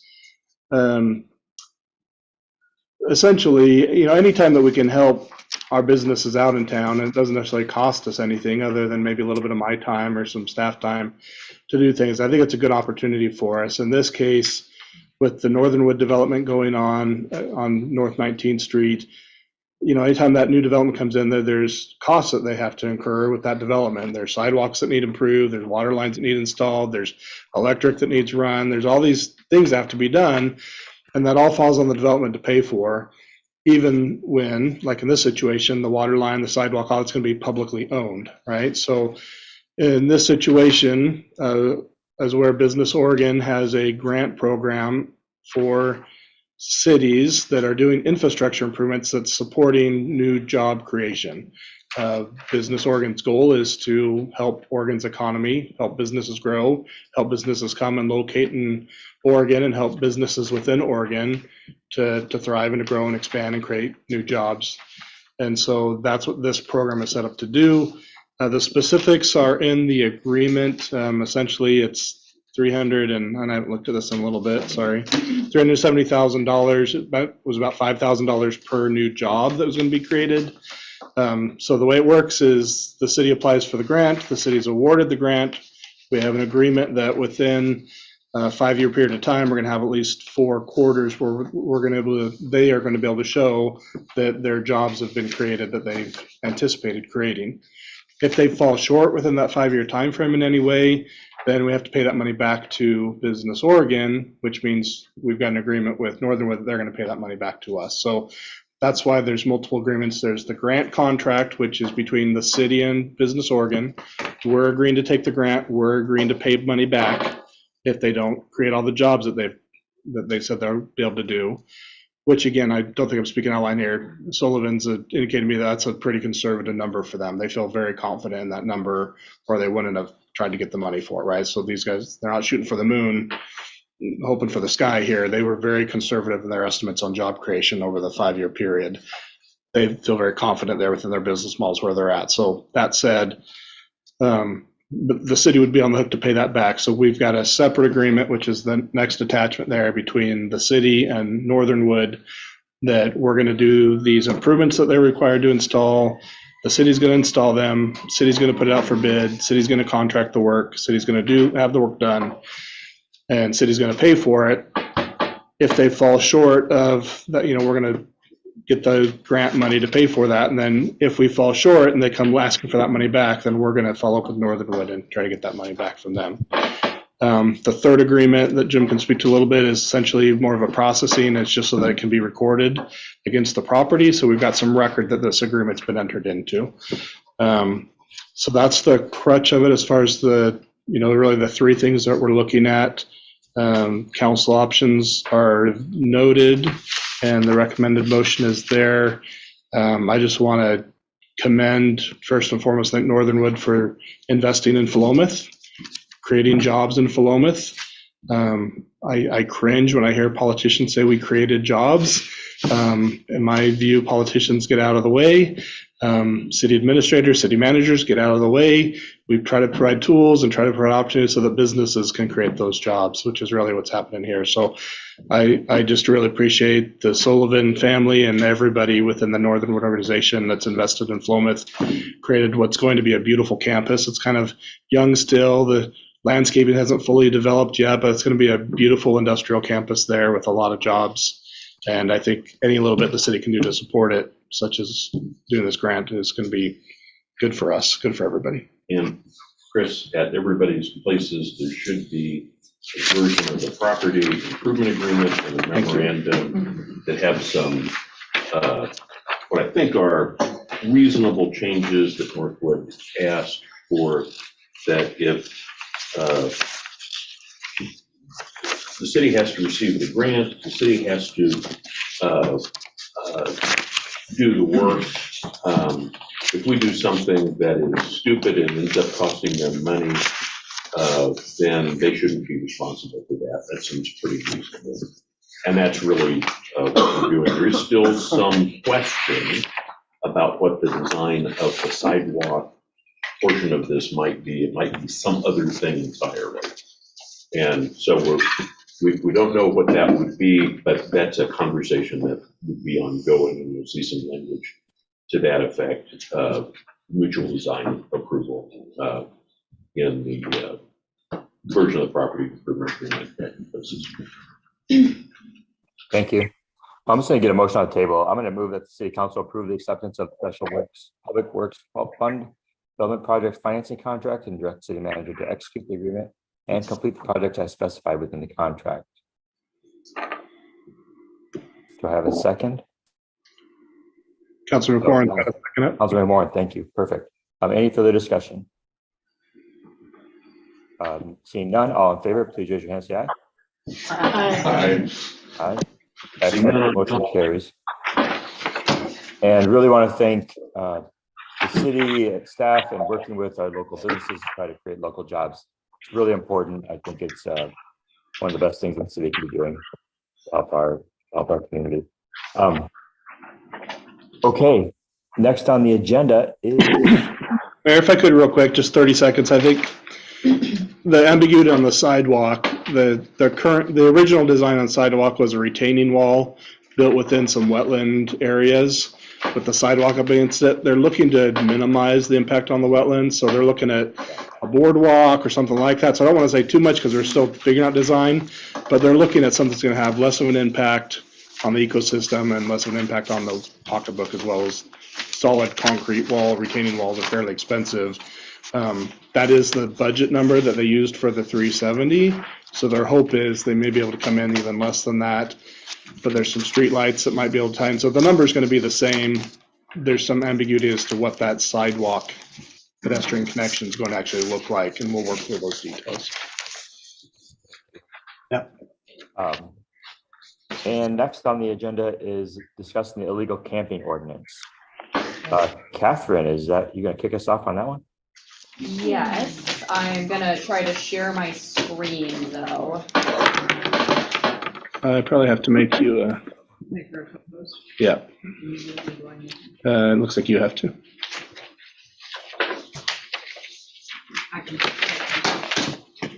Go ahead.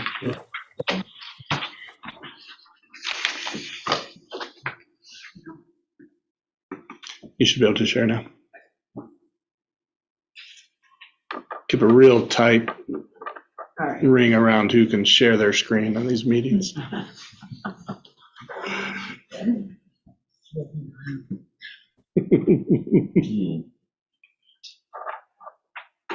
Oh, my computer did not like that.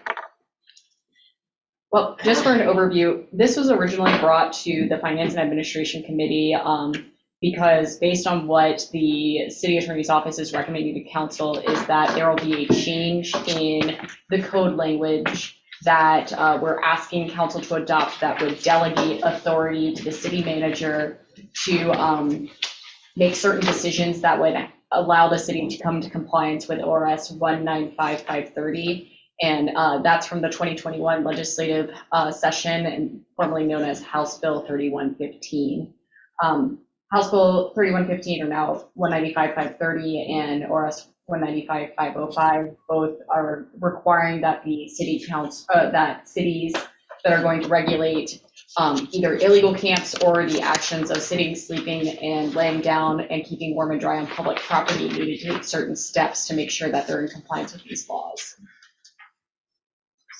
What? Let me get out of that. Okay. First things first, the goal of tonight's meeting is that we're going to make sure the city can come into compliance with these laws and the recent court rulings that have come out both in the state of Oregon, but also in the federal courts outside of Oregon. What this isn't going to do is that this isn't an ordinance or policy that's going to end up reducing the number of people that are homeless in the Philomath community. It's not going to reduce the visibility of homelessness. It's not going to be a systematic solution or anything to that effect. It's simply just going to make sure the city's not in violation of these two laws, the 195-505 and 195-530. Other ordinances or policy decisions by city council can make some of those changes, so potentially addressing issues that might arise from having more people that are experiencing homelessness in the Philomath community, or addressing some of those concerns by taking steps such as putting a shelter system in place or working with local nonprofits that help homeless people get out of their current situations and maybe hopefully back onto the road to getting stable housing and things of that nature. So first things first, there's a 2018 federal case called Martin v. Boise, and that court ruled that the U.S. Constitution's 8th Amendment forbids cruel and unusual punishment, and that includes using either a criminal offense or a fine to criminalize people that are sleeping outside on public property when they have nowhere else to sleep. They said sleeping was an involuntary action necessary for human survival, so to criminalize it either through an actual crime or through a monetary thing was a violation of the U.S. Constitution. Similarly, another federal case, Blake versus Grants Pass, that is what extended it to the financial penalties, my apologies, but it uses this term, necessary minimal measures for people experiencing homelessness to keep themselves warm and dry. This particular case was decided after Oregon passed ORS 195-530. And even though this is a federal case, it still has some of those same languages. And so now we're looking at both state laws that are telling cities how they need to regulate their actions with respect to homelessness and illegal camps, and then also federal laws. So there's two different balls that we're working with in terms of making sure we're complying with all of the laws that govern the city of Philomath. This also says that if you're going to exclude someone from a park, you need to make sure that they have a way to, one, get due process to know that they're being excluded, but then also to potentially challenge that exclusion. Lastly, there's this idea that if you have laws that are on your books, but you don't enforce them, it still could potentially be a violation of this 8th Amendment right against cruel and unusual punishment, because it's the threat of prosecution that can be considered enough of a deterrent for those laws to be effective. So that leads us to these two ORSs that came out in 2021. The first one is ORS 195-505, and that requires cities to establish certain policies for removing illegal established campsites. Of note, there is now an increase from a 24-hour notice period to 72 hours, meaning that if a city finds an established camp, which has a specific meaning we'll get to later, they have to give that camp at least 72 hours notice before they can remove that camp. Other requirements include that the notice itself has to be in both English and Spanish. It needs to have certain resources listed for that person to be able to go and access. And it also requires that cities who are going to remove these camps, if after that 72 hours there's personal property that's left at that site that isn't in an unsanitary condition or doesn't otherwise have no immediately evident intrinsic or financial value, that needs to be stored by that city for at least 30 days. And in that notice, it needs to tell that person where they can pick up their property. That can function as their receipt, essentially. So one of the ordinances that have been proposed, that's going to be Chapter 9.35, has this creation of the policy inside of there. I've been working with the police department to make sure that they have internal policies about this as well. But it's something that is required by cities to adopt if they are going to remove illegal camps, and this is already effective. But luckily, we haven't had a situation where we've had to remove an established camp. So it's been okay for right now that we don't have a policy set in stone in our code, but it should be something that's adopted as soon as possible. It just made more sense to bring them all together before you guys because they go hand in hand. So the next one is the bigger one. This is ORS 195-530, And this is a state statute that says any municipality, so a city or county, that regulates the actions of sitting, lying, sleeping, or keeping warm and dry on public property that is open to the public must be objectively reasonable as to the time, place, and manner with regards to persons experiencing homelessness. And this slide is kind of wordy because all of those words mean very specific things, but don't necessarily have the meaning that you would think they do. So what is an objectively reasonable regulation? It's going to depend. So what's going to work in Corvallis might not. Always accurate, legal. It's based on totality of circumstances. What's objectively reasonable in Philomath might not be reasonable in Corvallis, and what's reasonable in, Adair Village might not be reasonable here in Philomath as well. So there's no one size fits all, and that's part of why we're asking that council delegates authority to the city manager, because this is such a squishy, undefined term of art that the state legislature has created, that we are working in semi-gray areas once this is effective July 1. And it's because of that we want to make sure that we're going to be able to be agile, nimble, able to change things at the flip of a switch once things start getting moving, as people start trying to litigate what do these terms mean. So the reason that's important is because ORS 195-530 is specifically about the regulation of sitting, sleeping, laying down, and staying warm and dry.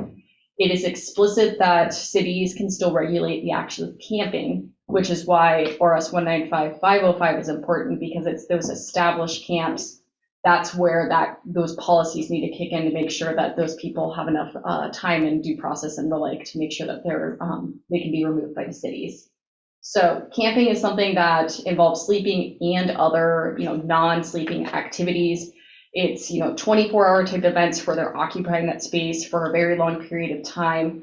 It tends to be the occupation of that space in a way that excludes lasts longer than 24 hours, and that's something that can be prohibited outright by cities.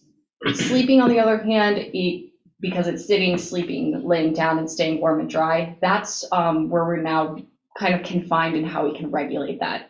Those are going to be shorter term actions. At the very least, people would think it's going to be, you can sleep for 8 hours during the night. So it might seem long term, but it's going to be something that's less than that 24-hour period. The idea being that once they're done with those actions, they can move along. And but we're confined to having objectively reasonable regulations on those actions. Another term of art that's in 195-530 is this staying warm and dry. It does not actually mean what it says. It goes beyond staying warm and dry to say that it's using measures necessary for an individual to survive outdoors given environmental conditions. But it says that use of flame or fire is not a permissive measure. So this is going to be the idea that people need to be able to sleep inside of a tent if it's raining. They need to be able to have some kind of coverage from the elements so that they're able to survive given outdoor conditions. Again, this is something that's a kind of squishy term and it can change. So something that might be necessary when there's snow on the ground or when it's cold and raining might not be necessary when it's summertime, it's hot, we have wildfire smoke. So it's what's going to be reasonable might change through the seasons. And as time progresses, hopefully we'll get a better understanding of what would be objectively reasonable with this staying warm and dry term. So what can cities do under 195-530? This is the time, place, manner. So you can regulate the time that someone is sitting, sleeping, or lying down. You can regulate where they're performing those actions, and you can regulate the manner they perform those actions. So we had mentioned, the use of tents to stay warm and dry. Well, you can regulate the manner. So we're thinking tents that are going to stake into the ground, something that's not going to damage the surface that it's on. You can regulate the manner that people are taking those measures to stay warm and dry. But it's, again, what's going to be objectively reasonable. It's going to depend on what we decide and what locations, assuming you take this action, the city manager designates as an area available for people to do those. even if we have these areas for sitting, sleeping, and laying down, we can still enforce all of the state statutes and the city municipal codes. So if someone is in an area that's designated for them to be sleeping at night, but they're committing some kind of crime or a violation, they can still be cited for those offenses. And so, for instance, if someone is inside of a city park and violates a city park regulation, they could be asked to leave based on that violation, even if they're using that the area in the city park for sitting, sleeping, or laying down. So that was kind of one of those things mentioned at the very beginning about what is this not going to do? It's not going to take care of potentially bleed over effects that might be associated with persons experiencing homelessness. But if there are other ordinances that could be enforced in those situations, that's something that can still be enforced. It's not a free-for-all area. So part of the reason that this is important for Philomath is because if you take all of the codes that currently exist in our municipal code and enforce them all at the same time, we're stuck in a situation where if it is nighttime and a person does not have a piece of land that they can sleep on, they are forced to violate one of these 3 codes. So the first one is located in chapter 12.10 in our parks code about there's no overnight camping allowed in parks without a permit. The second one being that the parks are simply closed during the nighttime, so you can't even enter it for any reason unless you have a permit. And then the last one is obstructing public ways. That's a straight potential criminal offense where you cannot have your property, yourself, or your belongings on a public right-of-way. So that includes roads for vehicles, but also includes sidewalks for pedestrians. You can't have your stuff on a public way in a way that's obstructing it. So what you're left with is that these people, especially during nighttime, the parks are closed, have nowhere that they can sleep. And as we saw, even if we're not enforcing all of these at the same time, it's still going to be a problem. So what the solution is suggested by us is that we're recommending code language that the city council adopt that's going to give the city manager the authority to designate an area where someone can sit, sleep, or lay down. We would be working with the city manager to make sure that it is going to be legal under these statutes, but also ensure that the city is protected from legal liabilities that might be associated with establishing these places. So the main one being this idea of discretionary immunity, where we're going to walk Chris or council, if they decided to retain this, we're going to walk him through the process of choosing these places for designating these actions to occur, have him sit and weigh the pros and cons of each one, so that hopefully if there is a legal challenge, we can have the city enshrouded in as much immunity as possible. So there are some changes that I had Councilor McMorrin suggest or point out to me in some of these code languages, and I'll talk about them in a little bit. They're minor grammar changes, but if there's any overarching questions that councilors have about this code language or why certain things are being recommended, I'm happy to answer that. Councilor Crocker. 72 hours to move. What if they stay for 48 hours and listen to the notification and they just move next door? I mean, or half a block away. Does that 72 hours start over again, or what happens? So it's going to depend on how you define an established campsite. And so if you look at the suggested chapter 9.35, we try to go and say, what does an established campsite mean? And it's any campsite that's occupied one location or any location in a 300-foot radius of that location to the exclusion of others. So this idea is that if they're going to move their location, they need to move at least 300 feet. Okay. And obviously that's a definition that can change, but it's one that I believe we had kind of been using in the past with respect to the illegal camping site in our municipal code. I have some more. Where's the storage going to be for when the stuff gets taken? So that's something that we're still working on in terms of, the administrative policy behind that. I believe it'd be a public works compound, but it's something that it needs to still be tweaked out with city manager and public works. There's a good way to do this is that the notice that you need to move your camp is really your claim check. and it says on it where to go. Ideal would be that you have a service provider who can help people navigate into, the services that would help them get off the street, out of camps anyway. And that, when a camp is cleaned up, someone's stuff is taken to that service provider. And it's, a little less,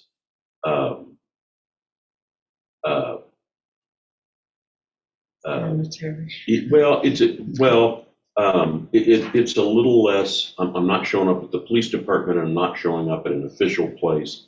I'm going to a place where it's a social service that's going to take care of me, and maybe I know those people, and that's a good thing too. The way that probably works best, of course, wet weather is a real problem because you can't tell what's wet and what's soiled in some other ways. But putting personal property into a tarp, closing the tarp, and taking the whole thing with a label that matches the kind of climate check on the notice is a pretty efficient way to do that. The only thing about, using this service provider as the place this property is located is that the city runs the risk with the liability that someone says, well, my stuff was lost. And so if we can have, a chain that says, nope, it was taken from that site to city property by a city employee, it's less likely that type of claim would succeed, but it is something that cities, per CIS, in conversation with them, have seen in terms of, making sure that when things are being taken, that there is, intention behind where that stuff is going and who's handling it. Theft of valuable stuff is a pretty common claim. And A sleeping bag would be valuable to them. Well, it depends. It's the comic book problem. Right. So, there's a carve out in the statute itself that says, if property is located at the site and it has, quote, no apparent value or utility or is in an unsanitary condition, it can be immediately thrown away. So if you have a sleeping bag that might be valuable to them, if it's covered in unmentionable substances or, it doesn't appear to have utility, then it would be okay to throw that away. The comic book comment that Jim had made was related to someone said that when their items were inventory after an arrest, a very valuable comic book was removed from their possession and not returned to them. And so, the idea that when police inventory things, being intentional about checking and all of that, but it's essentially a nuisance claim that cities and the insurance companies for cities deal with a lot. But I'm just responding to the idea that the chain go to a service provider. And so that would be something that if we did that, we would want to make sure there's some kind of an agreement that the service provider would be aware of and consent to, that says that, you're taking responsibility for this stuff. And if there is a claim about it, then you need to make sure that you're ready and prepared to defend that. Maybe my last question, sorry. Bathrooms, we've talked about, they can't break the law. And I believe it's against the law to urinate or defecate on property, public property. Yet. It's going to be the same problem on an Eighth Amendment claim. I had no place where I could go. Right. And this is a natural function that at some point I can no longer control. So I think part of that discussion of places that you designate, or the city manager designates as sleeping places, okay, we're going to have porta pots, what are the sanitary facilities that we're going to have to provide for this to really work? And the idea is that there's no affirmative duty for cities to do anything. It's just limitations on what they can penalize. So there's no affirmative duty in this case to provide a bathroom, but it could be sometime in the future saying that, well, to criminalize urination or defecation in public is, violates this type of stuff. And then it would be on the city to make a policy decision whether they want to provide toilet facilities at these locations. But if we don't provide them, we're having human waste on the public land, and that's a concern. Yeah, and so that would, it would be one of those factors that we would be having the decision maker weigh. So if the city manager wasn't delegated this authority, we're having this conversation with you all. Part of the reason that this was taken originally to the Finance and Administration Committee, though, is that it would be asking for this delegation, the administration of this to be delegated to Chris, because if it's something that you, as the council, wants to enshrine either in the municipal code or handle, we're meeting more than once a month, or we're running the risk of liability via lawsuits. So if we're wanting to put this all in a code, we're going to have to look for every single contingency about bathrooms, about the weather, about when are these areas being moved or altered, and all of that stuff. So this is going to make it easier on everyone to delegate it to Chris, but that's obviously something that you can choose not to do as well. So, Councilor McFarland. I just have like a couple technical questions about things in here that aren't all related to specifically homelessness, but they're in the changes. Mm-hmm. Is it okay if I just kind of do a little rapid fire? Oh, yeah. Yeah, absolutely. Okay. So the first one in 12.10.107, sound, it talks about no person is permitted to disturb the peace between 10 p.m. and 8 a.m. And I guess I was just confused why we specify that when I think our parks are just closed at those hours. So if you have a permit, but you don't get a Okay. sound permit, we can still punish the organizer of that group under that.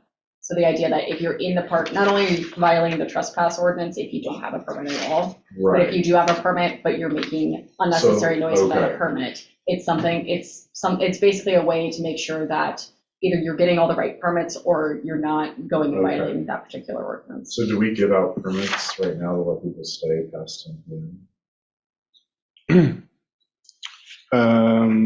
Not very many. Okay. The Frolic and Rodeo yeah, does. They go till midnight. And okay. Oh, yeah, that's. That little thing.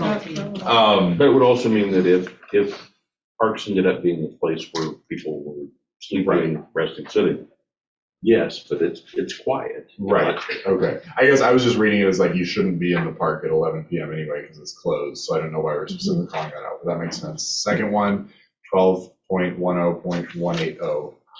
Just talk about aircraft, rocket, missiles powered by fuel or mechanical means.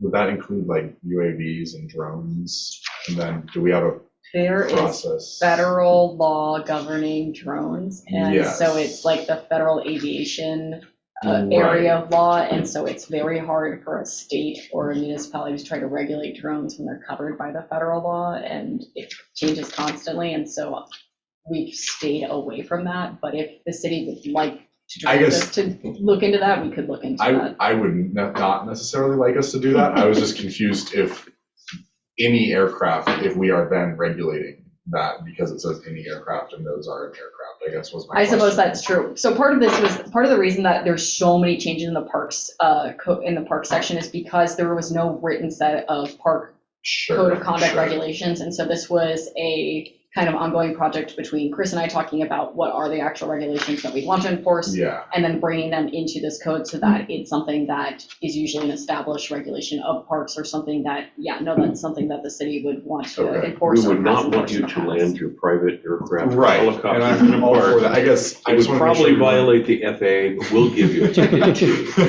I guess I just wanted to make sure we weren't unintentionally casting too wide of a net then if we aren't trying to regulate drones with this, but then, so I guess that was my. So I mean, maybe if it's a drone powered by fuel, but versus like a battery operated drone, I think it was more of like, we're trying to make sure that people aren't doing their rocketeer science experiments in the park. Sure, that's fair. I like the way it's written. I like the wide net, actually. I mean, I've got friends that race some of those drones, and I wouldn't want those flying around City Park. And just somebody's creating a nuisance about it and creating an unsafe environment, then I like being able to point to this and say, I guess do that here. My question then is if we are using it to regulate things like drones, then could there be a permit process if someone wanted to do that? Because I'm fine with either way. Like we either don't regulate drones or we do, and there's a process if someone wants to fly a drone in the park. I guess those are sort of my. And you never know when you're going to have some festival where you're going to need catapults. Well, I mean, and for example, like they fly drones that shoot video of the Frolic or of the fireworks at the Frolic. So I think this would ban that, and I'd like there to be a way for them to still do that. I guess is kind of my thought. So that's just another one. Then 12.10.210 C talks about how no person other than a duly authorized city employee can attach any sign, card, banner, display, or similar device. I feel like a lot of the reason a lot of people rent out our park shelters are for like graduation parties or birthday parties in which a banner may be affixed that says happy birthday. And I don't necessarily want to say only a city employee can do that. So that would fall under like essentially the exception in the permit, and so you've given the authorization to do that. But you could use that same language then for any of these activities. Okay, cool. The way I read it was like, no one can do it. So I just want to make sure. And then second, in 12.10.220, in number 7, it talks about air rifles, BB guns, whatever, cannot be used in parks in the city, which conflicts a little bit with the definition of park areas in 9.35, which talks about park areas owned by the city, whether or not they're in the city. So I guess I was just wondering if, do we own any park property outside of the state law allows you to impose your local ordinances on city-owned property outside the city limits. Sure. I don't know that we have any parks that are. But I mean, like I'm thinking the sewer lagoons is city-owned and outside of the city. It's not necessarily kind of a park. We can do bird watching there. And all right. But, striking that would, it would just be used in parks. Right. And then parks being defined as ones owned by the city. So I guess that makes more sense to me. And then let's see if there's anything else. I guess I have a couple questions on the next one on 9.35, but I don't know if we're talking about that yet. Well, I can address the kind of grammar things that you also had mentioned in the sure. email to me, because it's all in chapter 12.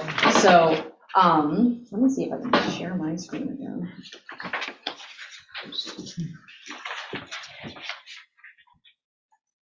So this first one that you pointed out to me is in, again, chapter 12.10 in line 10 on that first page. You said that there's this sentence right here that starts with a capital W, while maintaining the aesthetic of the area and promoting the health, welfare, and safety of the public, being kind of a sentence fragment. I went ahead and just addressed that by removing the period that would have come right after park unit, replacing with a semicolon, and then continuing on to make it a part of that sentence.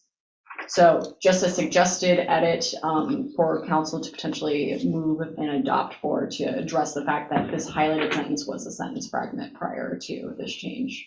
Jim, could that be considered a Scrivener's correction? Yes.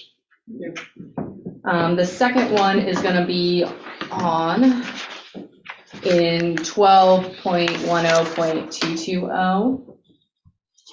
And that's going to start in number 4, which is line 10. Oh, not number 4, number 3 in line 10, where originally the highlighted portion, the cities, is it's in the copy that you have. There was a suggestion by Councilor McMorrin to change that to their designees, but I thought that that was still a little ambiguous. So I replaced that with with the city's designees to make it clear that it's city designees that can enforce these rules, not just city officials. And then lastly, this was not an error in the one that I had when I opened this, but it looks like down in number 14, again, that 12.10.220, line 35, there is a big old typo with police department where there's a C and all that stuff. So it was not in mine that I pulled up, and I don't know how that happened, but just changing that, a small grammar, to make it a capital police, capital department. Actually, our city's codes style is not to capitalize, so it will just be police department. All right, but and again, making that amendment, taking that C out, replacing with. And that would be a Scrivener's correction also. But just things that were identified right here. City Hall as Line well. 33 has an extra space after the period, natural items. I don't know if you have it there. That's this highlighted section right here where it says other natural items, so there was an extra period, because when you take things out, it's easier to hide all the edits. But just small Scrivener errors, and then I just want to address those since Councilor McMorrin pointed those out to me. We're just talking about chapter 12.10. Thank you very much. Any further, Councilor Causey? Yeah, just two specific questions and one more general questions.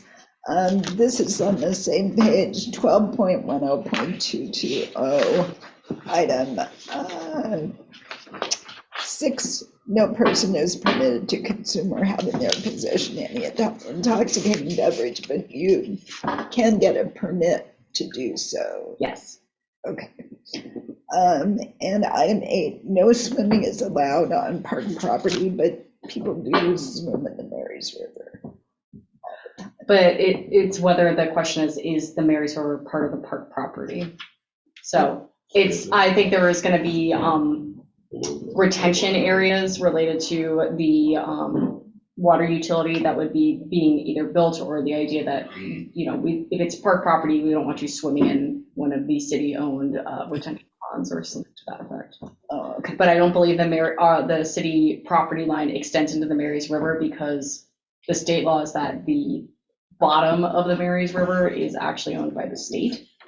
And so when you're in the water, it's then the very tricky question of whose property are you on? Waters of the state, yeah. Or is it waters of the United States? So That is a technical term. I guess with that though, is the creek.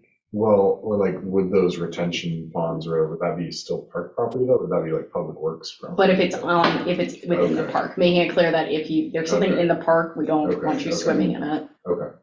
So like the creek and city park. I imagine it would include that.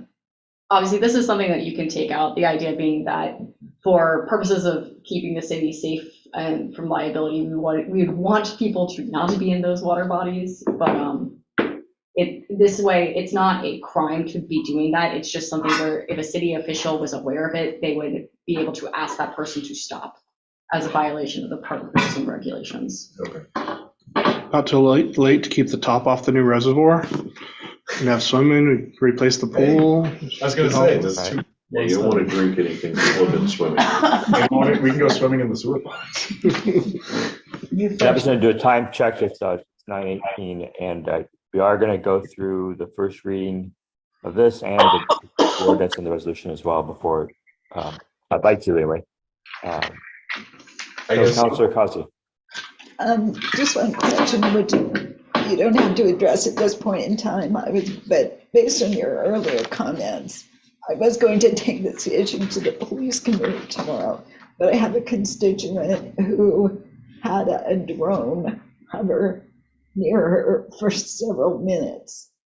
And I don't know what recourse she or anyone has if you feel like you're being harassed by a drone or threatened by a drone. That's a good question. As a former licensed UAV pilot, you have privacy issues that you can enforce, but technically the federal government owns everything 7 feet higher than the tallest building around. And you don't have any rights to that, even over your own home. So I could fly a drone at 200 feet over your house all day long and you can't do anything about it. And I hope you shoot it down, because then I'll get much more value than my drone from you for shooting down my drone. Yeah. Now, if you do have privacy issues though, so like if someone's taking pictures of your children and you don't want them to, you can go after them civilly for that, but there's not a criminal liability to that. Unless they're actively violating invasion of privacy, which has, nudity around that invasion and what they're recording. So it really would have to fit the certain laws and that already exist for be a crime versus, the civil remedies that they could pursue. And it does seem like trying to ban drones from our city parks in the way that's been. At least within the area that we can. There was a lot of debate because the federal government owns that space. So even if we wanted to say no drones, technically the federal government can say, well, you don't regulate that space, so your law doesn't matter. I just want to check with Catherine. Catherine, have you gone through your presentation? Yes, we're good. We're at the questions part, and really at this point, after that, it's the recommendation that council adopt the code language in the ordinance as amended at this particular hearing, or, if it's not a unanimous vote, that it be, brought at the next meeting with the idea, or sorry, at an emergency meeting potentially, or something like Yeah, that. we probably have to do that. Because of the fact that there is that July 1 date, and so we can run the risk that we won't have any issues between, when it goes into effect and when council would have their next meeting, but yeah, that's not an ideal situation. But since, it would require a unanimous vote. Yeah. So we'll go ahead and have Councilor McMorrin go next, then we'll go ahead and do our first reading. I just wanted to clarify for some of the things I mentioned, we didn't do any sort of move to amend it, to change it from parks in the city to parks. So what I would say is, we're gonna treat those as Scrivener's Okay. errors. We have those recorded. Okay. When we read the title of the ordinance, please assume that those corrections have been made. Okay. That those are authorized by that reading. Okay, awesome. Then You don't need to make a motion. Great. Any other questions for Catherine before the mayor calls for the vote? Okay, seeing none, go ahead and do first reading. Ordinance 876, an ordinance conforming to ORS 195-530 related to keeping warm and dry on public property. Okay. So we have to do this for a roll call? Yes. Ready? Yep. Teresa Nielsen, Yes. Jessica Andrade, Yes. Ruth Causey, Yes. Diane Crocker, Yes. Matt Lehman, Yes. I'm sorry, we've got to. Yes. Christopher McMorrin. Yes. I'm going to teach you guys not to put your hand over your mouth and issue. Aye. Chaz Jones. Aye. All right. Thank you all. Appreciate that. And then Councilor Andrade, did you want to discuss the inclusivity meeting vacancies really quick? Yeah, we had a member resign recently due to life changes, and we already had another opening on the committee that we hadn't filled, so I guess we'll just continue to advertise. It is posted on the website. Okay, thank you. So I don't think we have to do anything, just as a heads up. Okay, thank you very much. So now let's go ahead and go to the first reading of Ordinance 875. Jim, did you want to walk us through that? Or?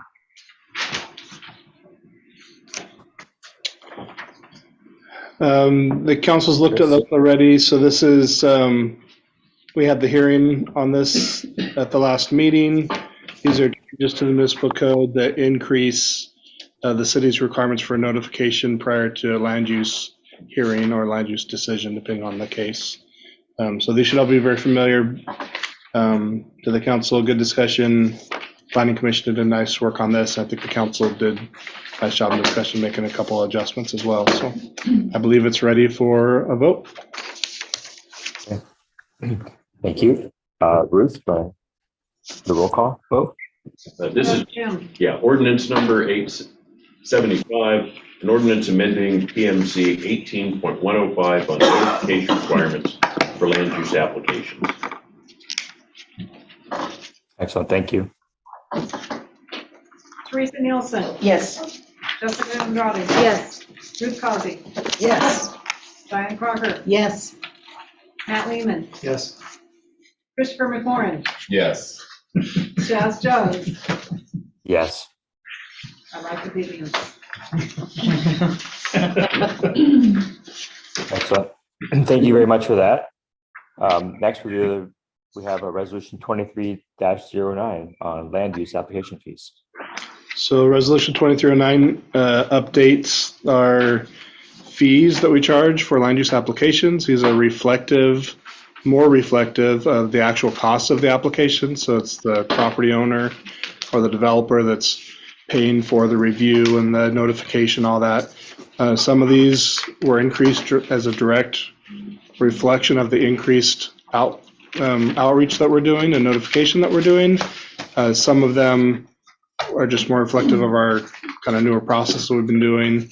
And some of them were changes to kind of get them in line. So all of your type 1s that have a similar type of application process, procedure, time frame, we just standardized some of that pricing. So, at a minimum, if you're going in front of this planning commission, there was kind of a minimum dollar that we put on that just due to staff's time, notification time, all that kind of stuff. So again, well past updates. It's been many, many years, I think at least 5, 6 years since we updated these. So they are more reflective than what they've been in the past.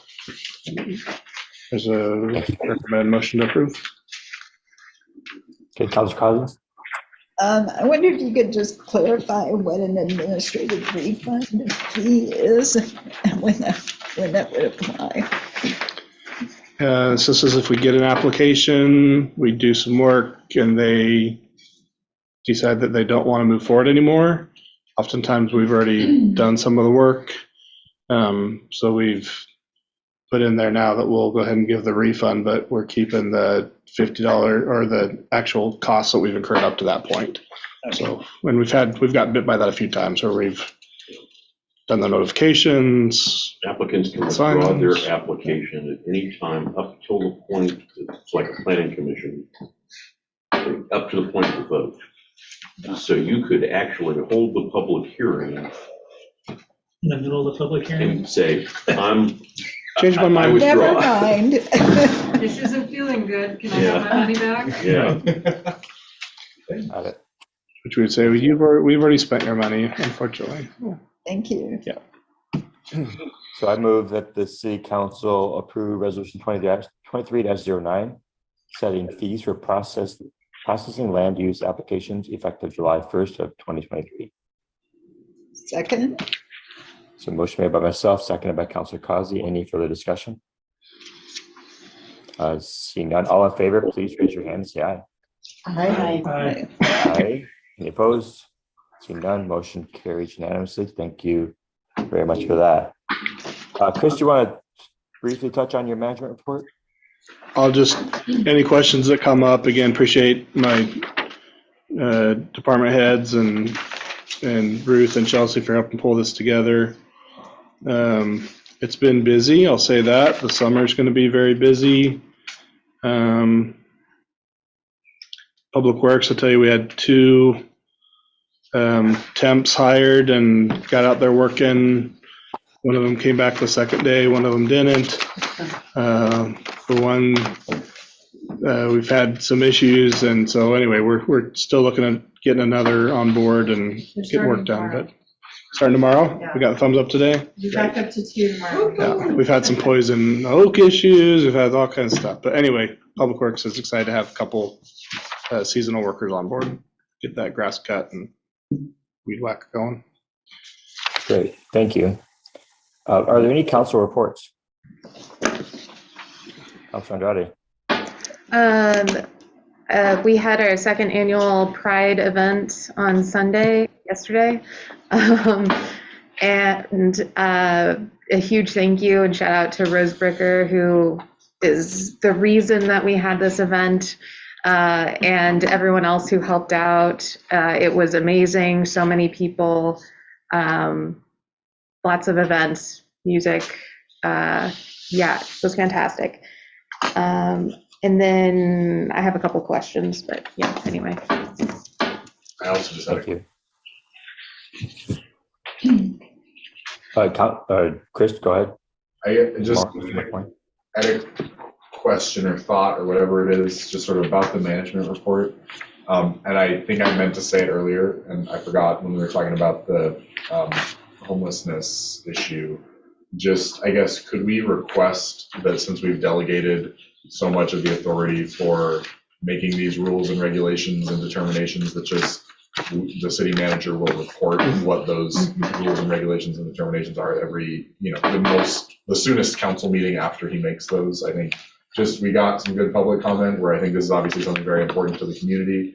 I understand the need to move quickly sometimes, but I think just, we've all been getting emails and DMs and text messages about this, so I would prefer, and I'm not saying you wouldn't do that anyway, I just want to make clear that I think it would be very important that we stay in the loop on that at every council. It's also probably critical that they post it on the city's website in a way that people who are trying to figure out what the rules are for where I can sleep, etc., can find it. Right. And depending on how substantive they are, it may be a separate agenda item just as an update as opposed to drop it in here. So, but depending on what it is, absolutely. Because I think especially like choosing a site, there will be a lot of community thought on that. So I think we get some input there. Yeah. Thank you. Any other questions of Chris?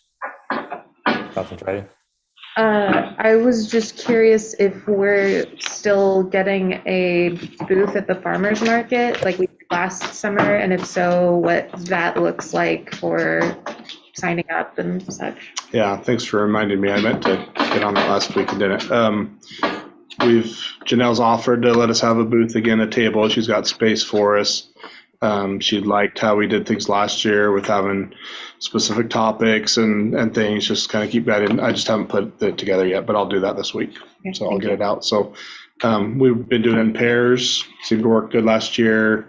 The canopy's here, tables here, well, the chairs and stuff. So yeah, we can start that maybe as early as this Sunday. I'll go ahead and put an option for this Sunday if anybody wants to do it.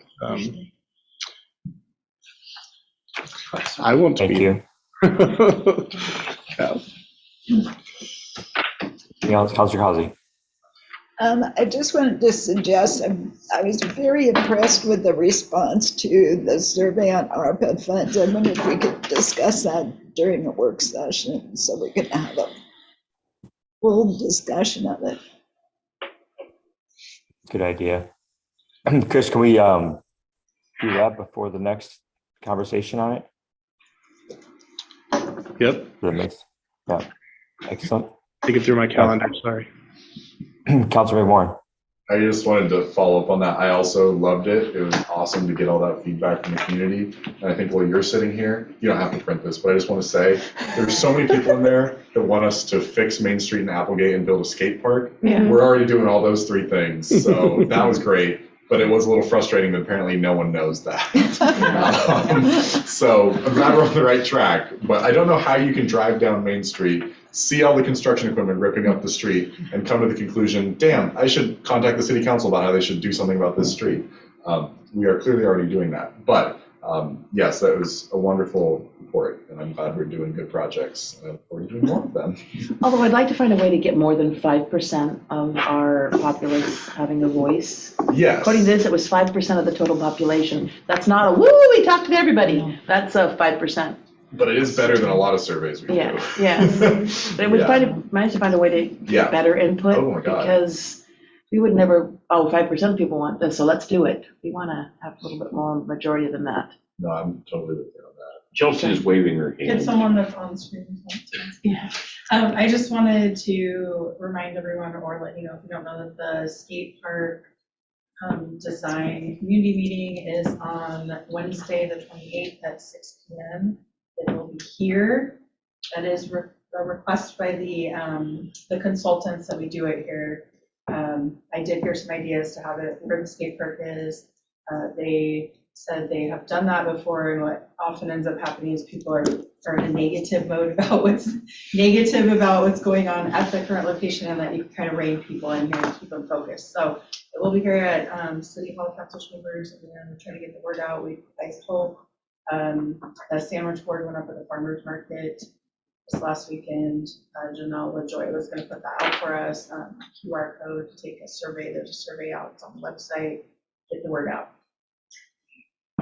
Chelsea, is that a meeting of the Park Advisory Board, or? It's just a community meeting just the consultants are putting on. So they will have the results from the survey that's on the website right now. And then they have a process for how they get input from the community. I'm sure it's engaging. They're really energetic, engaging people, skateboarders. So I had a good first meeting with them. So we're excited to have them come out to Pullman. Commissioner McMorrin and Then I think we're going to be adjourning this meeting. I just, one final report, because I think it was like the front page of the city's newsletter, but I don't think we ever officially communicated it to the council, but the school board did vote to give the land for the road connection between, what are the two roads? 16th and It's connecting 16th over to 17th by way of Cedar. To do that, so we will be moving forward with that. So yay. hopefully that will address some of the other comments in here. Yeah. And I abstained from that vote on the school board. Nice. Excellent. Well, thank you very much. We'll go ahead and adjourn the meeting, but everyone have a great night. Really appreciate y'all being here. Thank you.